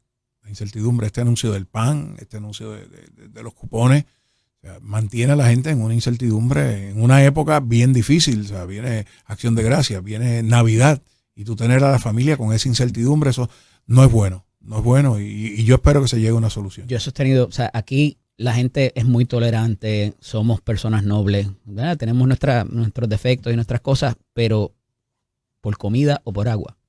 Matan. Aquí la gente se mata. ¿Seguro? Claro que sí. Se llega a afectar la facilidad portuaria para entrar mercancía o lo que sea, va a ser complicado. Sí. Dios quiera y no lleguemos a eso. Entonces va a salir a relucir nuevamente que los alcaldes y los municipios son quienes van a estar en la línea de fuego, sí, primero que nadie, a darle ese relevo a los ciudadanos. Así es, como siempre ha sido cuando enfrentamos cualquier tipo de emergencia. Mi población, mi gente, y ya yo me uní el año pasado a ellos. Yo sé que estamos cerca en edad, usted yo creo que es más joven, pero ya yo soy un adulto mayor. ¿Cómo está esa cifra poblacional en el municipio de Bien Dorado? Alta. Sí. Bien alta, al igual que en todo el país. Bien alta, al igual que en todo el país. De hecho, la administración se ha enfocado últimamente en proveer esos servicios que ya lo estábamos haciendo, pero quizás aumentar más los servicios que ofrecemos a la población de edad avanzada, los adultos mayores, los viejos. Nosotros tenemos un centro de la Nueva Aurora, que ofrece servicios no solamente a los que nos visitan, no es un centro de cuidado. Es un lugar de atención, de recreación, que pasan el día allí. Nuestros viejos juegan billar, juegan dominó, se les ofrece desayuno, merienda, almuerzo, merienda otra vez. Y hablan entre ellos, tienen con quién hablar, que es tan importante. Socializan la atención. Le tenemos trabajadoras asociadas, le tenemos facilitadores y aparte de eso, estamos sirviendo comida a aproximadamente 150 personas diariamente en diferentes áreas de nuestro pueblo. Que lo necesitan. Son viejos cuidando viejos o viejos que viven solos. Y ahí estamos con nuestras trabajadoras sociales. Hay unos más duritos, hay unos más, ¿verdad? Que tienen otras asistentes necesidades. Asistentes en el hogar, pero sí tenemos eso del programa de ama de llaves, ¿cómo lo manejan? Pues tenemos dos programas. Uno corre a través de fondos federales que recibimos, propuestas del Departamento de la Familia, y uno que manejamos propiamente en el municipio a través de nuestra oficina de ayuda al ciudadano y de fondos federales. Suplimos la necesidad de bastantes adultos mayores en nuestro pueblo, ya sea 4 horas, 5 horas, le brindamos atención y ayuda a las familias. Tengo un problema de reclutamiento con eso. No hay esa no se consiguen. laboral. Y ahora mismo toda persona interesada en servir como asistente en el hogar, ama de llave, como se le conoce, en Dorado, pues bienvenida sea. Tenemos cerca de 30 plazas disponibles. ¿Qué paga eso, alcalde? Paga $11.25 una de las propuestas y el otro está en $10.50. El mínimo. Sí, está en el mínimo. Es importante, y hay mucha gente que, ¿verdad? En un país que no solamente está envejecido, el 60% recibe alguna ayuda o beneficencia, y además de eso, el 60% que puede trabajar no trabaja. O sea, tenemos unos problemas. Más el costo de energía eléctrica, más el costo de agua, más el costo de medicina. Y cualquier otra cosa que pueda venir por ahí, porque difícil. nos ha golpeado últimamente. Bien difícil a esos efectos, ¿verdad? Y oiga, y el más viejo de los tres se llama Jorge Suárez, de nosotros tres. Sin duda. No somos contemporáneos, sin pero el más duda, viejo, Jorge Suárez. Un abrazo, Jorge. Alcalde, ¿qué queda por hacer? Allá ya la rueda parece estar inventada, los servicios básicos se están proveyendo a futuro. Ese plan 2035 que hay en esa mochila, ese combo, ¿viene con papitas y refresco? ¿Viene con manzanitas y agua? Viene la inauguración del nuevo hotel municipal, 53 habitaciones en Costa Dorada, frente al balneario de Dorado. Viene la subasta para la construcción de la rotonda de Mameyal, que es la entrada, una de las entradas principales del pueblo, hacia Quiquita, hacia Mameyal. Tengo la rotonda del barrio Maguayo, que es otra de las áreas donde mayor tránsito. Nosotros tenemos la inauguración de un centro Head Start en Arenales, que es una comunidad especial de nuestro municipio, y hemos hecho allí un Head Start State of the Art, precioso para beneficio de nuestros niños. Eso tiene una problemática, Eddie, y es que no hemos podido conectarnos a la línea sanitaria de la Autoridad de Acueductos y Alcantarillado por una restricción de la EPA. Bueno. Según la autoridad, ya hemos cumplido con todos los requisitos, así que yo espero que en los próximos días la EPA nos permita, nos libere de esa restricción que tiene el municipio de Dorado. Actualmente no hay ningún proyecto público o privado, sea una residencia, sea una fábrica, sea un comercio, que se pueda conectar al sistema sanitario, y eso limita el desarrollo económico por completo, de nuestro pueblo. Continuar haciendo del gran parque agroturístico El Dorado el mejor parque de todo el área para actividades. El centro Ojo del Guardián, que es el sistema de vigilancia que hemos establecido. Algo fuera que yo sé que era bien importante para el alcalde. No dejo nada fuera. Deporte. No dejo nada fuera. El deporte. Cuando cierran la 165 para que los ciclistas corran, en los campos de golf la ciclovía desde la 165 hasta el Ojo del Buey, todos esos son planes que están dentro del proyecto 2035. Se va a ampliar. Sin duda, se va a ampliar. En el área del gran parque agroturístico queremos construir unas canchas de voleibol de playa, de soccer, de fútbol americano. Tenemos el espacio, tenemos el interés de mucha gente. Queremos establecer canchas de pickleball. Estamos en acuerdo con la autoridad de tierra, mirando unos terrenos que ellos tienen por allí, a ver de qué forma el municipio puede entrar en un acuerdo con ellos. Continuamos con las ligas de voleibol, de baloncesto en nuestro pueblo, mucha participación privada. Y yo tengo que agradecer que hay muchas ligas privadas de voleibol, tanto masculino como femenino. Las escuelas, los colegios están haciendo deportes todo el año en Dorado. Alcalde, Toda Baja, Toda Alta, los municipios circundantes, ¿cómo está la relación con esos alcaldes y con esas colaboraciones? Excelente, con Chito en Toda Alta, con Betito en Toda Baja, con Marcos Cruz en Vega Baja, María Vega en Vega Alta, nuestro alcalde de Cataño. O sea, todos han sido facilitadores y estamos allí para darnos la mano. Te doy un ejemplo, en el caso del el entierro de nuestro alcalde. Yo tuve la Guardia Municipal de Toda Baja casi entera en Dorado trabajando. Y eso se lo tengo que agradecer a Betito, porque me llamó y me dijo: Yossi, tienes a disposición toda nuestra Guardia Municipal. Y en las principales vías de intersecciones, el día del evento que nos preparamos para un evento multitudinario como lo fue, los policías que estaban... Capitán Benítez en el helicóptero. Los policías que estaban asistiendo a nuestra policía municipal fueron los municipales de Toda Baja. Así que quiero agradecer eso. Tuvimos mucha participación, mucha cooperación. La policía estatal se votó. O sea, el superintendente de la policía y el inspector de la zona, el teniente que dirige el cuartel de Dorado, de verdad que trabajaron eso con el corazón y pues ahí se vio el resultado. Yo sí, el mayor de los éxitos. El pueblo está bello, está limpio, está iluminado, como dije al principio. Me parece un buen pase de batón. La memoria de don Carlos López y Rivera evidentemente va a vivir. Me imagino que algo le pondrán el nombre del pronto. Seguro que no, sin duda alguna. El gran parque agroturístico. El mayor de los éxitos. Yo pienso que nadie va a atrever a retarte para ese propósito, y esperemos pronto estar por allá en esa ¿cómo se llama? La toma de posesión cuando ya en propiedad te conviertas en alcalde. Gracias, Eddie. Y siempre este micrófono y esta cámara. Muchas gracias. Gracias por la oportunidad y a todos los amigos de Medias que nos escuchan. Seguro que sí. Esto es Nación Z con el licenciado Eddie López. Todos los martes con nosotros la licenciada Ana Margarita Ruiz y Ramos. Buenos días, licenciada. Buenos días, Eddie, ¿cómo estás? Todo muy bien, gracias a Dios. ¿Y vos?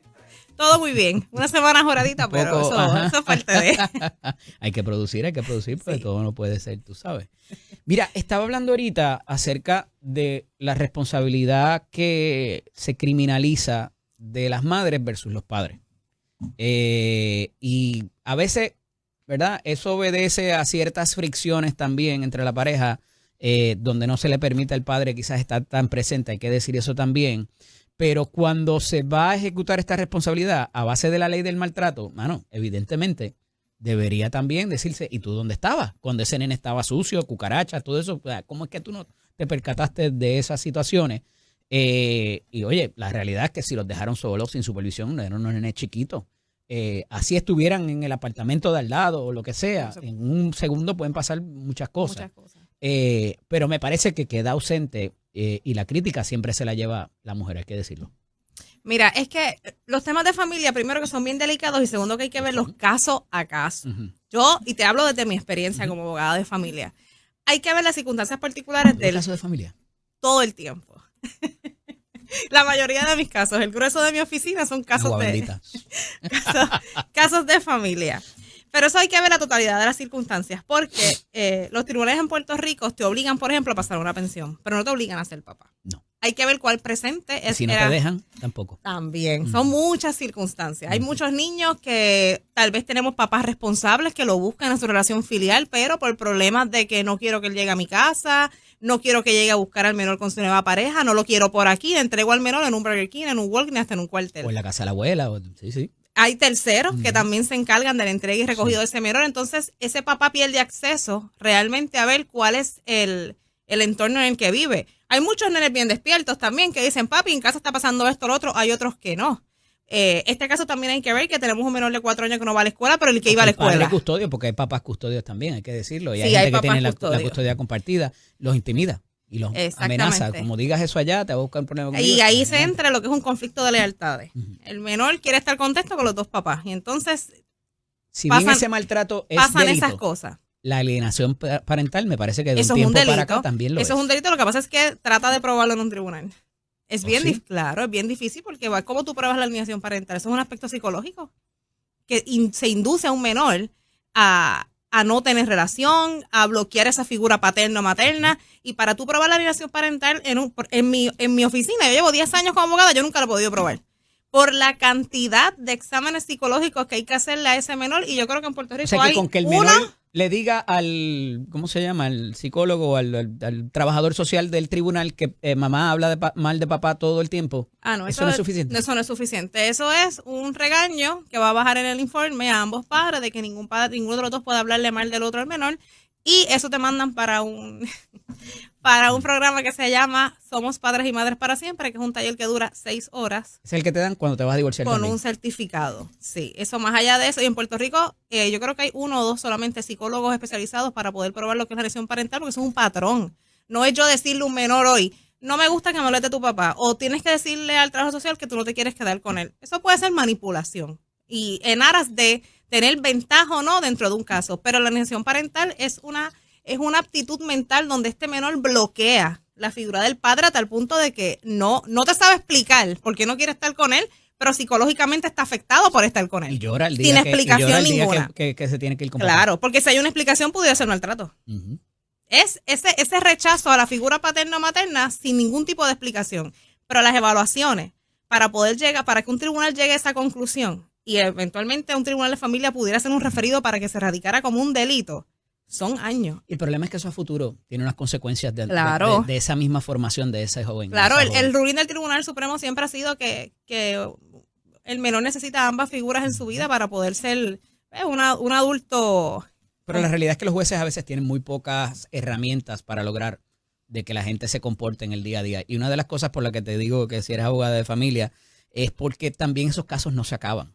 Porque hay de las dos partes hay una queja constante, me lo entregaste con la ropa rota, lo llevaste a comer algo que no podía comer. Y hay padres que se frustran y se limitan Lo que entonces a pasa es pasar que- la pensión, lo mínimo. Lo que pasa es que son casos... Deja que sea grande y ya sabrá quién es quién. Se cansan porque entonces es un, como decimos en la calle los abogados, es un mocioneo bien intenso. Yo todos los lunes tengo quejas de que si el nene comió McDonald's, que yo lo entregué viernes y no estaba enfermo y vino domingo enfermo, que papá lo llevó a la playa y yo no quería que lo llevara, que papá lo llevó a la playa con su nueva pareja que yo no conozco.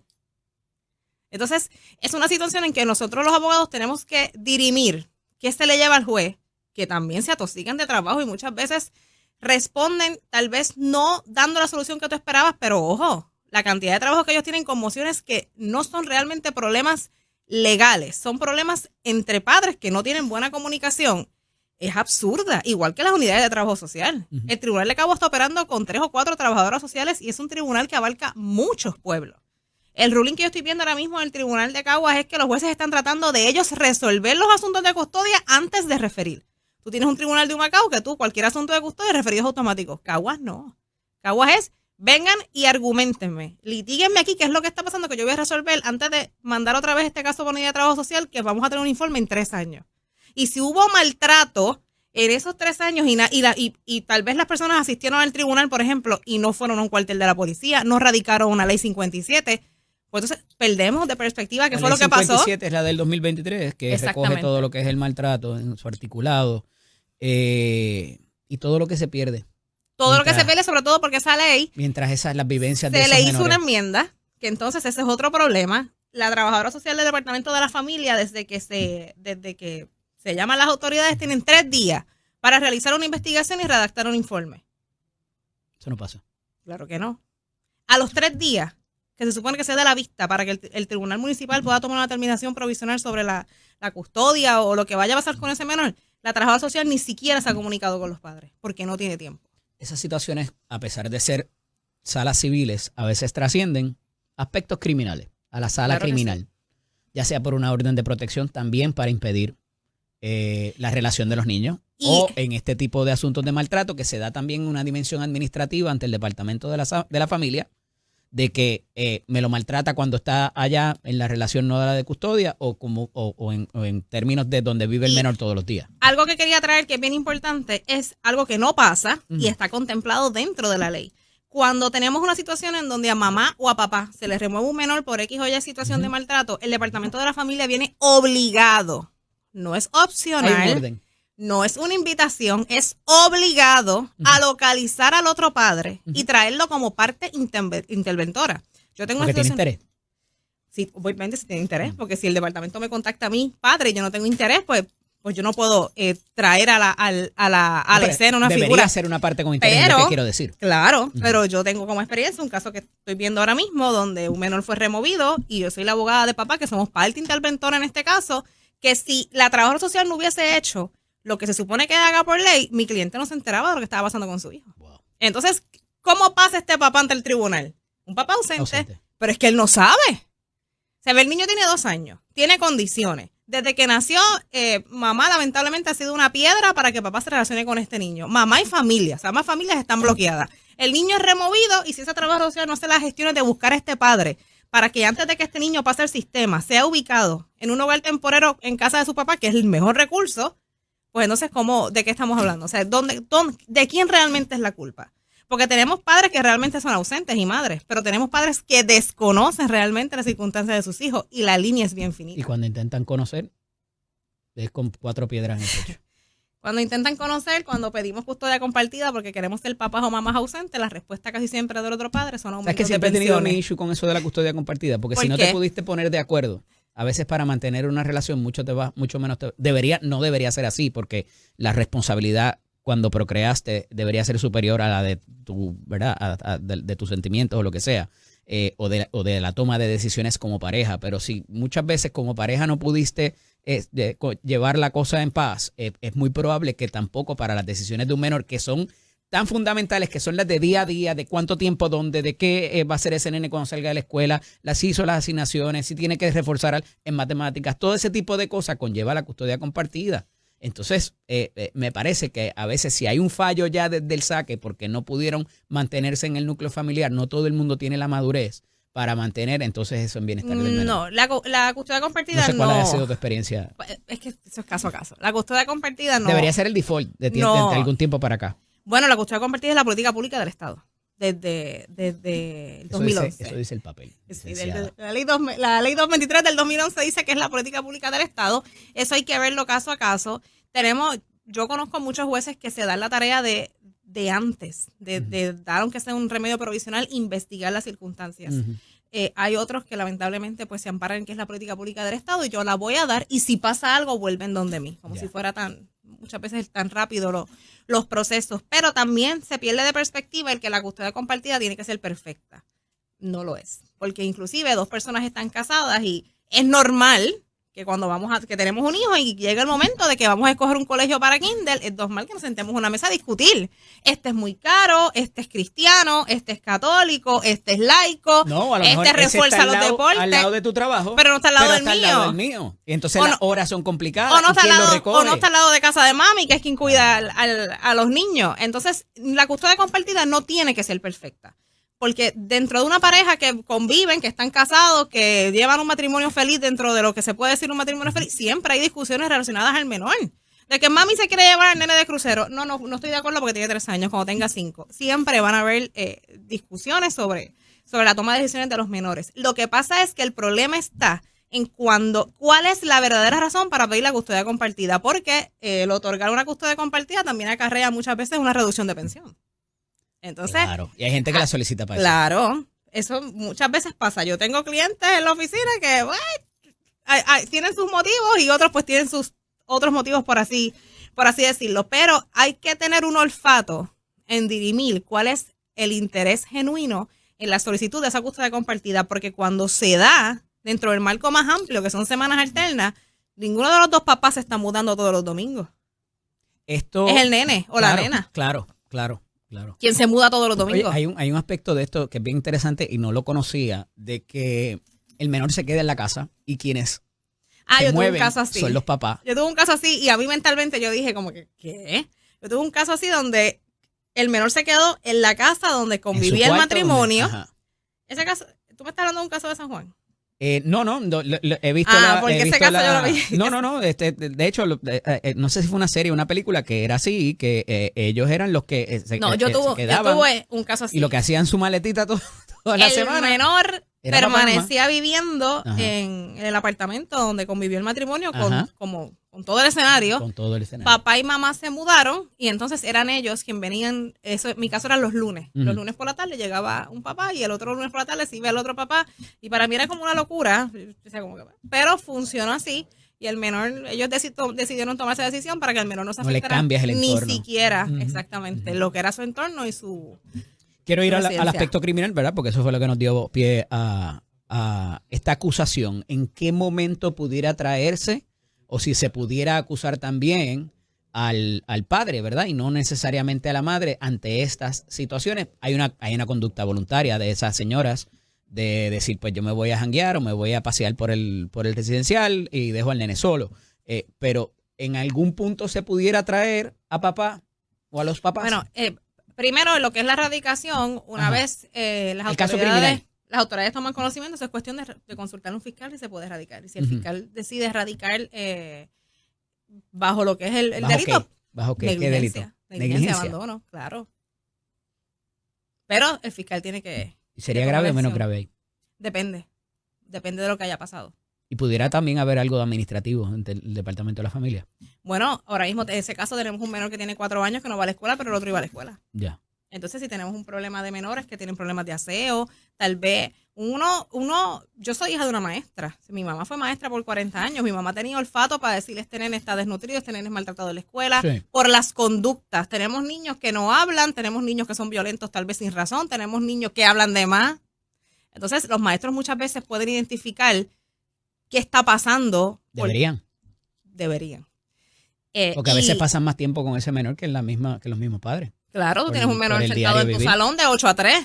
Y si están esas escuelas que tienen horario extendido, estos programas de tutorías, que mi mamá fue parte de ellos también, pues lo tienes hasta las 5. O sea, el caso que surgió hace, un mes y medio, del nene que tenía la extremidad rota, no me acuerdo si era un pie o un brazo, que parece que había sido estaba a punto de perderlo, la extremidad, porque lo tenía fracturado no se sabe hace cuánto, y fue una maestra la que se dio cuenta. Tú sabes, esas cosas pasan. Y en cuanto a la culpa del papá, se podría radicar en contra del padre. Todo va a depender de cuánto conocimiento tenía el padre sobre las circunstancias en las que vivían sus hijos. Que no tenga conocimiento porque era un padre ausente, yo no sé lo que estaba pasando. ¿Y por qué soy ausente? ¿Quién me lo impidió? O si fue yo mismo que simplemente quise ser ausente.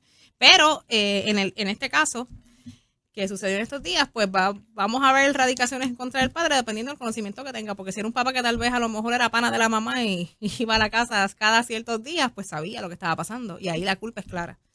Los nenes no se quedan chiquitos, y en su día van a ser adultos y van a saber quién es quién y quién limitó esa participación, si es que ese es el caso. Licenciada, desde hace algún tiempo ha habido un intento de cambio de política en el sistema público de enseñanza a nivel secundario.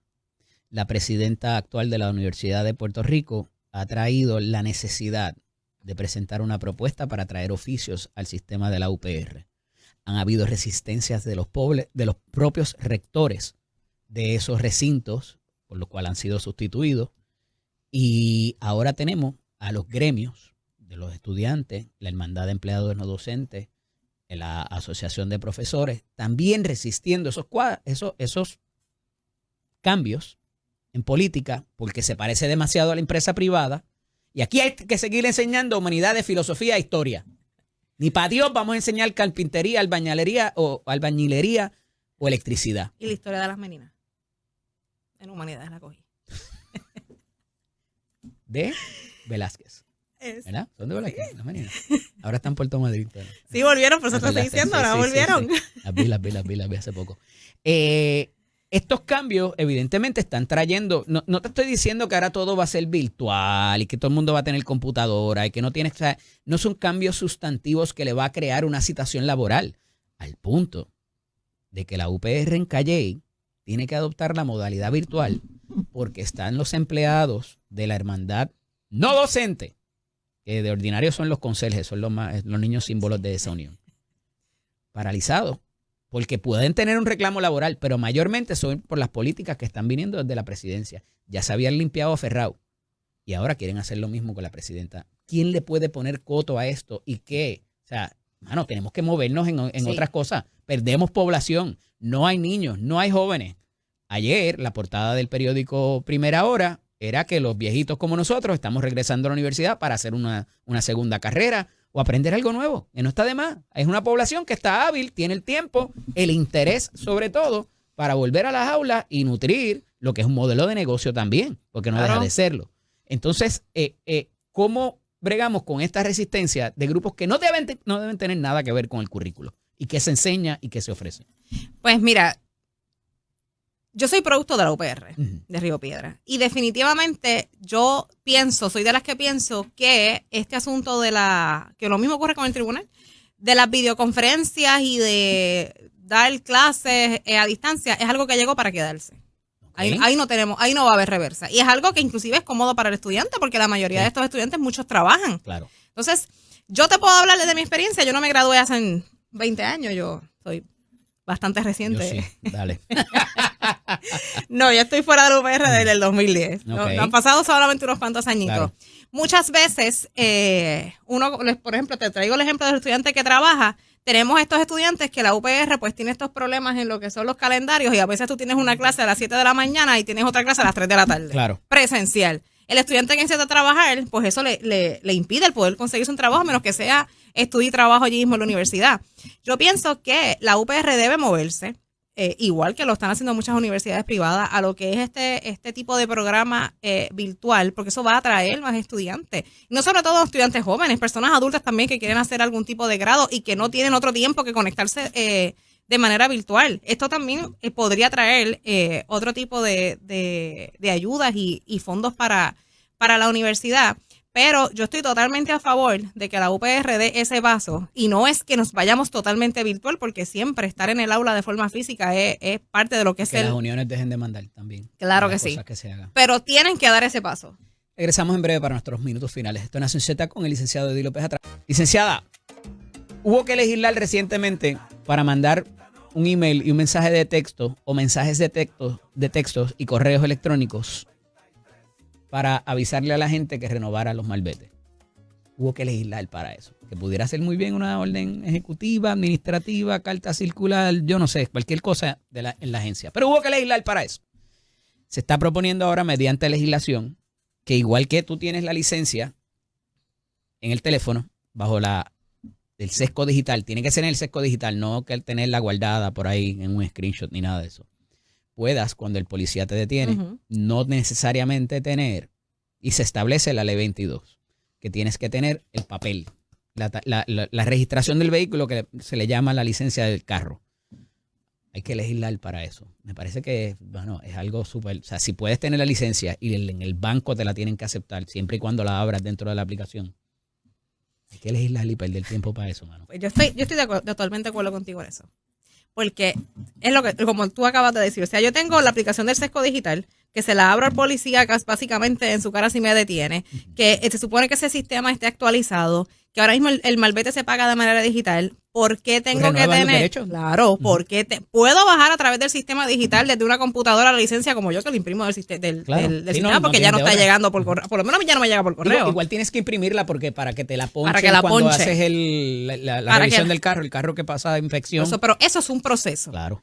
¿Por qué yo tengo que entonces, si el policía me detiene porque tal vez iba un poquito rápido? Ajá. Eso yo no suelo hacer eso. No. Para efectos del récord, no estoy dando un ejemplo. Como que de momento. No, estoy dando un ejemplo.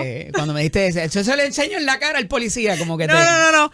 Estoy dando un ejemplo, pero si tenemos el sistema del sesgo digital, si allí se supone que el sistema está actualizado, si yo puedo utilizar ese sistema para otras gestiones, ¿por qué yo tengo que tener un papel doblado que a lo mejor ni lo encuentro en el momento que el policía me detiene? Porque pasa. O como yo, que guardo los últimos 3 o 4 y después tengo que estar buscando a ver cuál es el que... Y no encuentro el que tiene el ponche del año vigente. Licenciada, es su número de teléfono, porque yo estoy seguro que mucha gente la va a llamar ahora con esta situación que estábamos describiendo. Bueno, el número de teléfono de la oficina para citas es el 787-326-8964.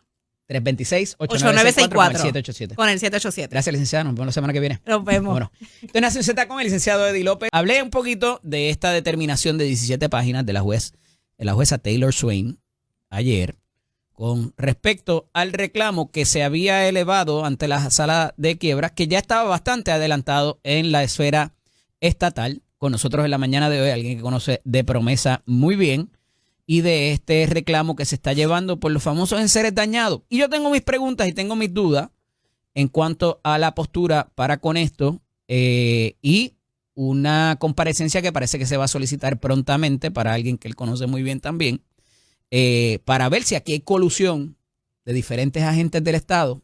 Ahora parece que se suma el director y presidente del acueducto del alcantarillado para hacerle daño a Luma y matarlo, porque a General no lo tratan igual. Pero a Luma hay que matarlo en la raya. Licenciado Elías Sánchez y Cifuentes, buenos días. Buenos días a ti, Eddie. Buenos días a todos los radioescuchas, los televidentes y a toda la familia de Nación Z. Un placer estar aquí con ustedes. A ti te tocó bregar con el título 3 de Promesa antes que el resto del gobierno o cualquier otra administración que haya pasado. Y todavía habían unas áreas grises, no había jurisprudencia en cuanto a eso. Vinieron unos casos en los tribunales federales donde el gobierno acudió allá a reclamar sus poderes constitucionales. En algunos prevalecieron poquitos, en algunos no tanto. Han prevalecido en uno. Y ahora el segundo. Y Aurelio fue, yo creo que el más devastador en un momento dado. El único caso que el gobierno de Puerto Rico había ganado en la Corte del Título 3 fue la vez que la Junta trató de tomar control de Prepa y nombrar un síndico para operarlo, que era al oficial de revitalización que tenía en ese momento, que lo querían poner como si fuera director ejecutivo, y el gobierno lo llevó al tribunal del título 3 y ganaron. En todos los demás casos, el gobierno de Puerto Rico no ha tenido éxito. En que la ley promesa tiene supremacía sobre cualquier otra. Sí, pero es que nunca ha estado en cuestionamiento la ley promesa. Por ejemplo, es cómo la aplicas. Ya. ¿Ves? Porque, por ejemplo, los casos casi siempre tienen que ver con cuando la Junta va a tratar de invalidar leyes. Ya. ¿Ve? Entonces, el tribunal sí ha fallado a favor del título 3, o sea, de promesa, y no ha invalidado, ha puesto injunctions para impedir la aplicabilidad de ciertas leyes. Ya. Y ahí sí han tenido éxito. Pero hasta porque no el día, decía la ley tampoco cómo lo iban a hacer. Sí, no, Decían que podían detener la implementación y pueden podían detener, también derogar no pueden derogar. Suspender. Pueden suspender el efecto, pero tienen que ir al tribunal y es solamente la jueza la que puede suspender el efecto de una ley, pero no puede derogar una ley porque así no funciona nuestro sistema constitucional. O sea, el Tribunal Federal no puede meterse en derecho estatal y empezar a pesar de que resolver muchos esos abogados casos. dicen que Sánchez Valles dice que sí. Bueno, pues muchos abogados. Mira, no me descuerda con muchos abogados, que yo tengo mi pleito con todos los abogados que se sientan detrás del micrófono. Tú no, yo te eximo a ti. No te metas ahí. Porque mira, tengo que hacerlo, porque ¿sabes qué pasa? Que se ponen a hablar disparate. Y el problema es que no leen. Mira, te cojo este mismo caso del caso federal que Valerie llevó allí. Que empezaron a decir que eso no iba a ningún lado, que ella no tenía jurisdicción, que nunca, para empezar, que el tribunal no lo iba a entretener. Después que dijo Luma, no, que el Supremo no va a coger ese caso, eso no lo va a coger nunca. El Supremo lo cogió. Después, cuando ven por dónde va el Supremo, van corriendo al Tribunal Federal. ¿Y qué fue lo que dijo Valerie? Sencillo. Mira, aquí no aplica la paralización automática. No aplica. ¿Por qué? Porque la ley, el Código de Quiebra de Estados Unidos, aunque sí es poderoso y sí protege, el Código de Quiebra tiene una excepción. Y esa excepción es cuando el gobierno está actuando bajo sus poderes inherentes del Estado, lo que se llama los police powers, los poderes policíacos, regulatorios. Eso y más cuando es en protección a los consumidores. Y más cuando es en protección de los... Pero ¿qué pasa? Lo que argumentó Luma en el tribunal es, ok, fantástico, pero Daco... Pero te me estás adelantando en la obra de teatro. O sea, aquí había un reclamo dentro de la facultad legal del Departamento de Asuntos al Consumidor. Se le solicita que esta gente están actuando de manera ineficiente y que por su impericia o por su... ¿Cuál es la palabra que utiliza? Que no están actuando bien, le están causando un daño. Negligencia. Bueno, pero eso hay unas disposiciones del Código Civil. Estamos aquí todavía. Ahorita vamos para allá. Había un reclamo y procedió en las diferentes etapas del foro hasta que llegó al Tribunal Supremo. De momento, aparecieron los abogados de Luma y dice, oye, lo que se reclame aquí va a tener efectos en la quiebra y lo que puedan cobrar los bonistas y pidieron un stay, una moratoria. Una paralización de los procesos estatales. Vamos a ver eso allá. Y lo que pasa ayer es que hubo una determinación donde se dice no. Eso que está pasando allá no tiene que ver nada con la quiebra ni lo que se le pague a los bonistas a futuro. ¿Cómo? Sabiendo que ese daño a los enseres, siendo una cantidad significativa de dinero, no va a tener de alguna manera algún tipo de impacto o consecuencia en lo que se genere, las ganancias y lo que haya para pagarle a los bonistas en su día. Bueno, porque nuevamente aquí se habla en muchas instancias, Eddie, como si Luma fuera una entidad sin fines de lucro, que el gobierno le pone 100 millones de pesos y lo administra y se acabó. Así no funciona. Invito, léanse el contrato de Luma. Eso no funciona así. El OMA. Luma cobra de dos maneras. Dos maneras de cobra. Número uno, lo que se llama el pass-through, que pasa a través de... Te lo voy a explicar de la manera más sencilla. Como si fuera el gerente que contratamos. Todo lo que conlleva mantener la bombilla prendida, Luma lo paga y la autoridad se lo tiene que reembolsar. Okay. Eso es el pass-through. Ese es un renglón que es el renglón más grande. Pero encima de eso, encima de todo lo que cueste mantener la luz prendida, que ellos nos facturan todo, Luma tiene un fee administrativo que es limpio para ellos, que empezó en 120 millones anuales y ya va por 154 millones. Ese es el sueldo. Esa es la ganancia. Esa es la ganancia de ellos. ¿Ok? Entonces, ¿qué es lo que dispone el Código Civil de Puerto Rico? Que nuevamente invito a todos mis compañeros letrados que de vez en cuando se lean las leyes cuando van a hacer comentarios. El Código Civil de Puerto Rico establece que el que causa un daño responde de su propio pecunio, de su patrimonio. Pues hablar de que eso se va a traspasar a la tarifa, estás violando la ley. No puedes hacerlo. Entonces, ¿qué sucede? El negociado de energía, y esto otra cosa que durante todo este proceso uno va descubriendo, porque incluso uno no está atento al detalle de ciertas cosas, pero el negociado de energía, en su ley, en la ley de eficiencia energética, tiene un nombre ahí raro, que es la que crea el negociado, establece que cuando el negociado va a reglamentar y va a fijar tarifa, lo primero que tiene que estar pendiente y aplicar son las leyes aplicables. Esa fue la facultad que le dio el legislador. Pero que tiene que aplicar las leyes aplicables. Pero le dio una facultad cuasi judicial. Sí, para bajar resoluciones con fuerza de sentencia. Bueno, sí. en su área regulada, claro, como cualquier regulador. Claro, sí, no es como que lo puede ahora, hacer, no es que sí, ahora, no puede, tú sabes. que ese es el punto, Claro. El punto es que ellos bajaron un relevo de responsabilidad donde básicamente ellos lo que dieron es Luma, mira, tú no tienes que cumplir con estas leyes. Para la negligencia. Y la negligencia me imagino que tendrá que probarse por algo que te voy a decir ya mismo. Pero yendo a cómo esto se sale de la sala ahora de quiebra, o sea, ¿cómo podemos entender que una cantidad, creo que habían establecido que era $400,000 en un año o algo así, de los enseres dañados? No, pero no, es que Luma, es que Luma ha dicho, mira, Luma ha dicho cuánto disparate. El reclamo de la secretaria del DACO. El reclamo ella no está llevando un reclamo, ella está llevando un caso para que se permita a los ciudadanos demandar y vindicar sus derechos. Pero no hay un monto monetario, no existe, porque ella no está yendo a pedir dinero o un money judgment. Ella lo que está es... Se pedirá en cada caso. En cada caso individual. Por ejemplo, Eddie radicará su caso, Cristóbal radicará el de él, pero y la compensación de ellos es lo que se ha radicado son cantidades millonarias.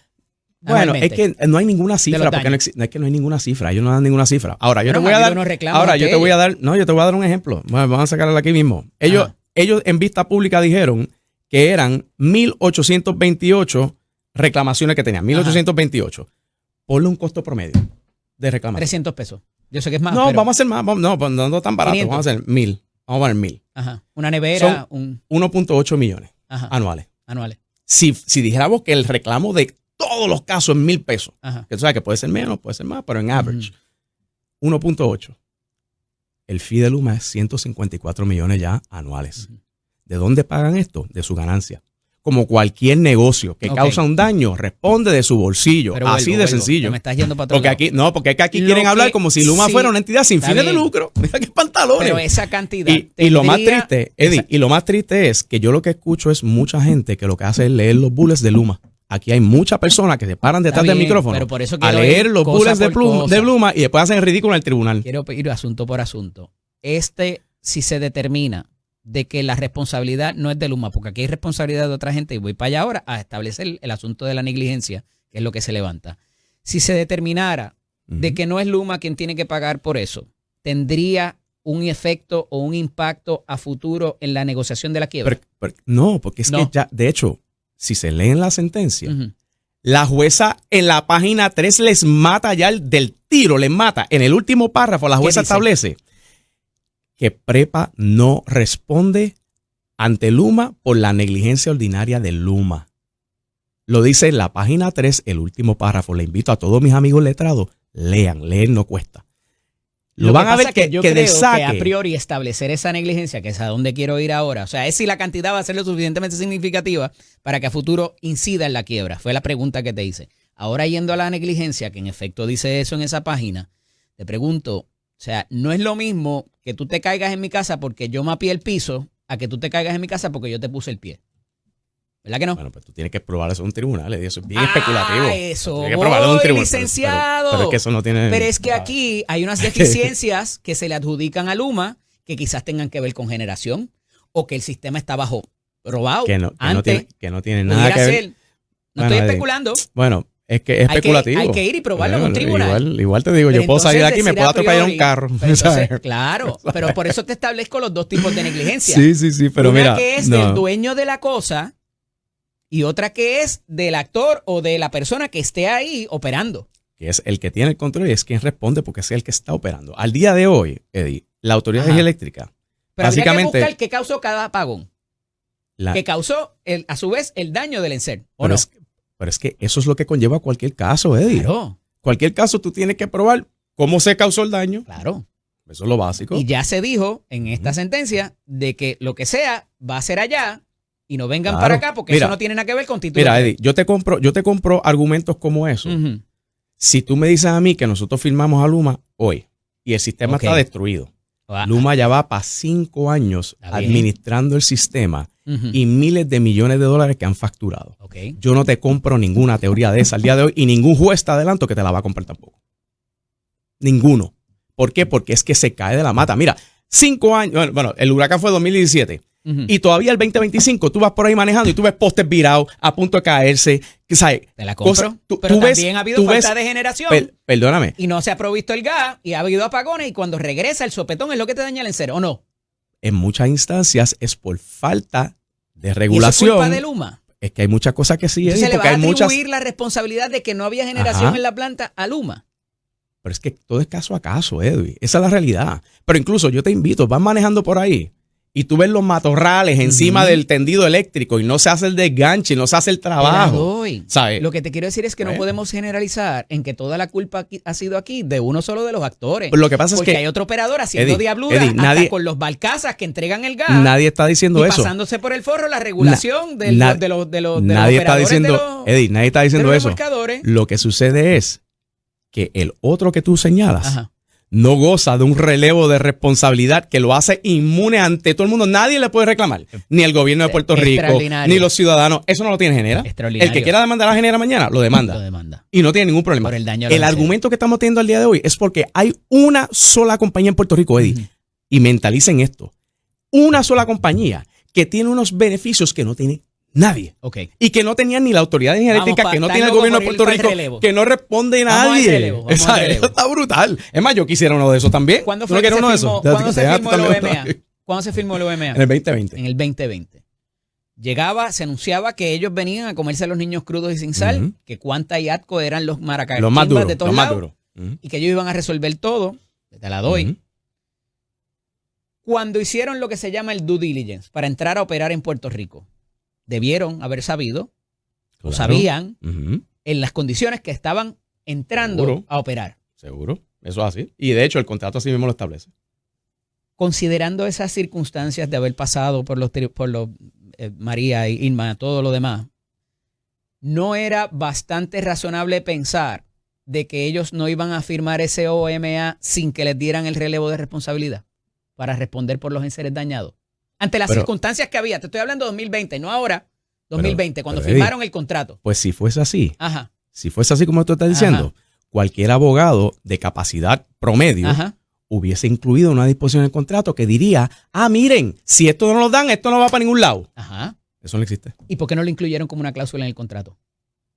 El relevo de responsabilidad. Y se fueron a que el negociado se lo resolviera. Pues eso es precisamente el argumento que está llevando el lago. Porque sabían que ni la autoridad de APP, es que no tienen facultad para ni darlo. la autoridad de energía eléctrica tenían facultad en ley. No tienen facultad para darlo. El único podía hacer eso, quizás y tampoco, es el negociado de energía. Y nuevamente ahí está la controversia, licenciado. Y cometen lo siguiente, el siguiente error, Eddie, porque y esto ocurre muchas veces, y digo, yo no tengo nada en contra de los grandes bufetes de Estados Unidos. De hecho, este caso de Valerie, ella lo llevó contra los maracachimbas de DLA Piper Nacional, de los grandes, los que cobran miles de pesos la hora.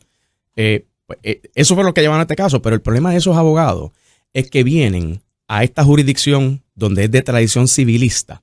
Y no conocen el Código Civil. Y no conocen el Código Civil y no conocen las leyes. Y vienen con la mentalidad del common law y cómo ellos hacen eso en los estados y se estrellan contra la pared aquí, que es lo que está pasando. Digo, y hay unas situaciones que son sui generis, ¿verdad? Que nosotros hablamos que son distintas a cualquier otra jurisdicción, a cualquier otro derecho, y más cuando tienes una ley que se pudiera considerar todavía recientemente nueva y que tiene muchas áreas grises que no se han o legislado o ha habido jurisprudencia. Pero mira a lo que te quiero llevar con este aspecto de la negligencia, que como tú muy bien me dices, va a ser de caso a caso dependiendo que haya causado. Es tanto así que había que llevar un perito para el proceso administrativo y que diga, mira, pues el día tal hubo una falla en tal sitio, o que el transformador no lo cambiaron y lo debieron haber cambiado, el cable, lo que sea, o fue adentro, que le echaron agua al enchufe. Pudieran ser una multiplicidad de cosas. Estoy completamente de acuerdo.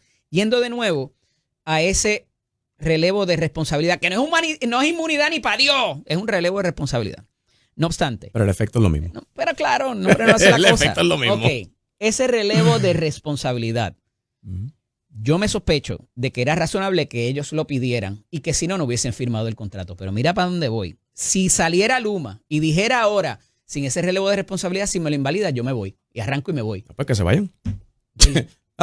Yo sé que eso es lo que la administración quiere. No. La línea que ellos están trayendo. Olvídate que es de la administración, no administración. Mira, malicia y mala fe. Pues qué bueno, fantástico. Y la misma jueza atiende ese tema. Si se lee la sentencia, la misma jueza establece claramente que aun si tú argumentaras que el gobierno está actuando con malicia, con esas intenciones, ¿sabes qué? Lo puede hacer. Y eso es, de hecho, Luma fue por lana y salió trasquilado. Eché las 17 páginas del cuerpo ayer con un Montecristo y un Romeo y Julieta. Luma fue por... Oye, me hubiese invitado para eso. Digo, tenme en mente, para eso no me invita aquí a pelear. Pero para eso no.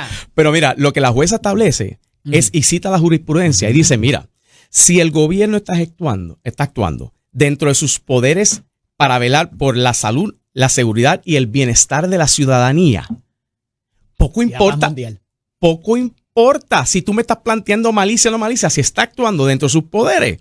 Sorry. Sí, yo no creo que a ella le importe tanto eso, quizás porque que se quede Luma o sea cualquier otro consorcio que venga a sustituirlo en la sala de quiebras para ellos. Para allá hay material. Allá hay material. Eso va a establecerse en otras circunstancias con otros pleitos o controversias que quizás se avecinen. Bueno, pero voy para allá mismo. Pero ¿sabes lo que dijo la jueza en ese fines? La jueza lo que dijo fue, para todos esos temas que ustedes están trayendo aquí, lo más adecuado es la Corte del Estado. Claro, es la Corte estatal. Estoy de acuerdo. Ahí es donde tiene que dirimir su asunto. Estoy de acuerdo porque me estás tratando de matar al punto de que ahora la rotura del tubo del superacueducto fue a causa de Luma también. Pero eso no nos trae y me queda poco tiempo.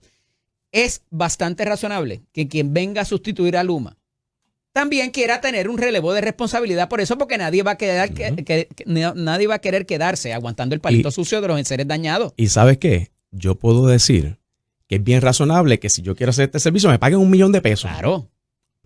Y está en mi pedido, otra cosa es que me lo den. Ante el vicio de pedir, la virtud de no dar. Exacto. Pero aquí, y si viene una compañía, viene lo que sea, lo que se está pleiteando aquí, Eddie, es que en Puerto Rico, en nuestra tradición civilista, si tú quieres dar un relevo de esa índole, tú tienes que pasar una ley. Okay. Lo que tú estás pidiendo, oye, razonable o razonable. ¿Tú sabes a quién le va a tocar decidir eso? Al legislador. Tiene que pasar Cámara y Senado y el gobernador firmarlo. A lo que te pregunté inicialmente, licenciado. Si esto era una cantidad significativa que fuera a tener impacto en la quiebra, si es una cantidad significativa para cualquier operador, sea el que está o el que venga, probablemente es una condición material de ese contrato. Pues entonces, como buen letrado, debiste haberlo incluido como una condición material del contrato. Pero no podías hacerlo a menos que legislara o tuvieras una sentencia. Bueno, pues entonces en la negociación tú lo ponías y si no me dan esto por ley, me voy, bye, chao, ni empiezo. Pero es que no solamente hay que mirar lo que está escrito, hay que mirar las conversaciones que están antes, si vas a analizar eso. Y si eso era una condición material del contrato y me lo están removiendo, yo puedo decir, pues si no. Pues no lo firma. Si yo no hubiese firmado eso. Pues si pero como me lo dieron, lo firmé. Y el que venga. Y tú vas a decir que Luma fueron inocentes. Y el que venga. Y que no tienen abogados. No. Abogados sobre abogados sobre abogados. Tiene una maquinaria. Yo te estoy diciendo eso. Ay, Eddie, estos no son niños. Si estos no son niños. O sea, si estos son bastante. Dices, pues déjame hacerte la pregunta de otra manera. Bueno, eso lo dijiste tú, no lo dije yo. Si fuera, te hago la pregunta de otra manera. Si fuera en cuanto al fee, yo necesito $1 millón con 2 centavos. Y viene el gobierno y te dice, yo te voy a dar $1 millón y los 2 centavos. Pues eso no se entendería que es una condición material del contrato porque podemos llegar a una... Pero el relevo de responsabilidad pudiera ser una condición material y sin eso, para mí no es, como modelo de negocio, no me es rentable. Eddie, si lo que tú estás diciendo es correcto, la jueza Taylor Swain le hubiese aplicado el stay. ¿Por qué? Porque estarías afectando la propiedad del deudor. Pero es que no es un acreedor bajo título 3. Eso fue una de las cosas que establece. No. Es propiedad del deudor. De hecho, esa es la base de todo esto, es porque hubo un caso el cuatrenio pasado que llevó José Luis Dalmau tratando de anular el OMA. Y la jueza Taylor Swain resolvió que el Luma, su contrato, es propiedad del deudor, es property of the estate. Y como tal, como es propiedad del deudor, Código de Quiebra 363A1, stay. Tú no puedes afectar la propiedad. Pero lo que está haciendo DACO no va a invalidar el OMA. Pero si afecta la propiedad. Lo dice ella también. Eddie, lo que te estoy explicando. Si llega a afectar algo material del contrato, estaría afectando la propiedad del deudor. Y ahí sí estaría dentro del título 3. Ahí sí estaría abajo del título 3. ¿Y por qué no lo afecta? ¿Por la cantidad? No la afecta primero por lo que es el Police and Regulatory Power Exception. Pero o sea, la excepción. No, eso es esta cosa. El reclamo en favor del consumidor. No, eso es esta cosa. Porque el Código de Quiebra protege la propiedad del deudor, pero establece y dice, pero hay una excepción. Y la excepción es si el gobierno está ejerciendo sus facultades regulatorias y eso incide sobre tu propiedad, sorry. Eso es lo que decide él. Me estás eso es lo moviendo que el canasto. Me estás moviendo el canasto. Me dijiste que la iba a encestar a 10 pies. Ahora me lo estás moviendo 50 sin esa cláusula. ¿O no? ¿No pudiera interpretarse así? ¿Pero de qué manera? Yo te contraté para que tú me encestaras 3 tiros libres. Ajá. Y el canasto estaba a 10 pies. Por poner un ejemplo, estoy poniendo un ejemplo hipotético. Y ahora te muevo el canasto 50 pies. Porque ahora vas a tener que responder por eso. Que yo no contemplaba responder. No, al contrario. Te lo voy a poner de otra manera. Porque el DACO no está pidiendo que se cambie la ley. El DACO está pidiendo que se cumpla la ley. Así que tu ejemplo es al revés. Es como si el canasto es a 50 pies y yo me digo a ti, no, pero me lo tiene que mover 30 pies para acá. Pero es que yo firmé ese contrato con esa cláusula y me la estás cambiando, me la estás invalidando. Sea por tus police powers, sea por toda la autoridad que tiene. Pero es que la ¿Cómo cláusula, no interpretamos que me estás moviendo el canasto? Porque la cláusula no dice eso. Y sin entrar a que no me estás dando los chavos completos. Pero es que la cláusula... Te acordaste de darme. Bueno, si me permite, te hablo de eso también, pero mira, la cláusula no dice eso, Eddie. Esto es el gran error de todo el mundo. Léanse, haga 4.1G de Loma. Lo que dice esa cláusula es que las partes se comprometían a solicitar un relevo. Eso es lo que dice la cláusula. Porque era un compromiso poner en el contrato. Pero Eddie, y si tú llegas a poner, se comprometen. Ni la autoridad Eddie, pero escucha, si llegas a poner, se comprometen a pedirlo y si no se da, esto se acabó. Pues esos son otros 20 pesos. Y eso es lo que debieron haber hecho si era tan material para ellos. Pero es que no es así. De hecho, el mismo contrato establece en 2 partes distintas. Número 1, que la autoridad energética no le responde a Luma por la negligencia de ellos, número 1. Y número 2, en la parte que es pass-through, lo que yo te expliqué para mantener la bombilla prendida, en lo que es disallowed costs, costos que no se pueden pasar. Ahí está.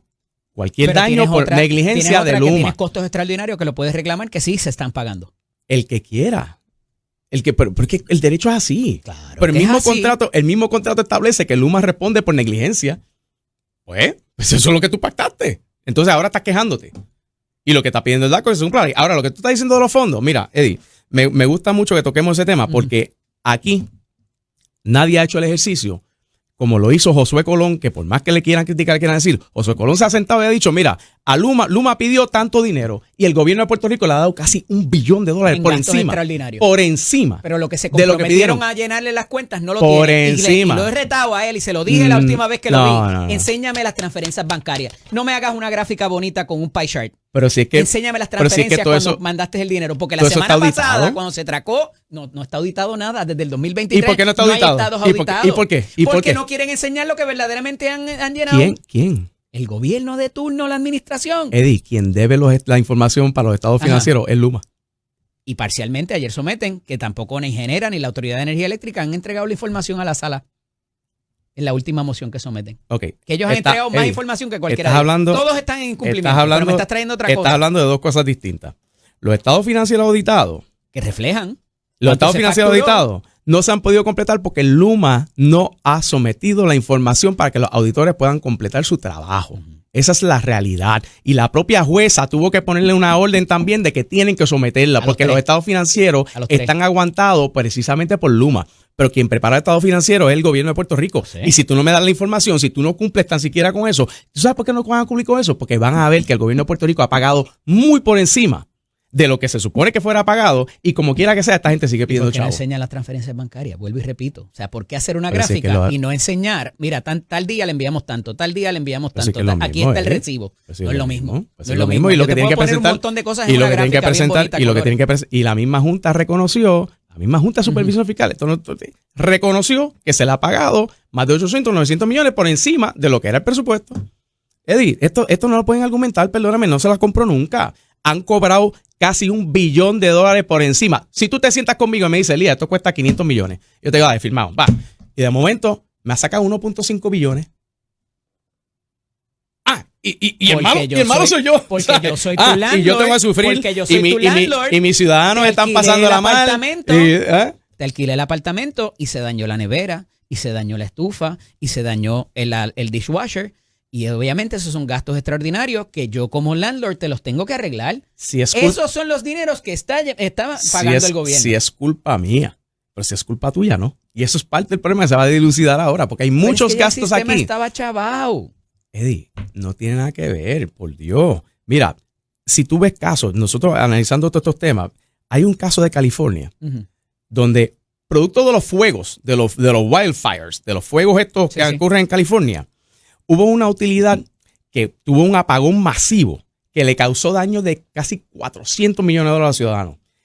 Y el negociado del Estado determinó que eso no se le podía pasar a los ciudadanos porque el operador no fue eficiente en el desganche, en el mantenimiento, en todo ese tipo de cosas. Así que, sorry, no te la compro. He extendido más del tiempo. ¿Cuándo pudiéramos ver una determinación del Tribunal Supremo a los efectos de ya tiene la luz verde. Tú sabes, como yo digo, la jueza Swain prendió la batiseñal. Tú sabes, ahora le toca al Tribunal Supremo responder. Uno, obviamente, con mucha deferencia a los jueces. Uno no les dice a ellos cómo tienen que resolver. ¿Esa resolución ya está escrita? Yo no ¿Sentencia? Yo no sé. No te sabría decir. Yo esperaría que los jueces miren lo que es la ley, los argumentos correctos y decidan como corresponde. Gracias, licenciado. Hablamos Gracias a ti. Vale. ¿Cómo no? Esto es Nación Z con el licenciado Eddie López a través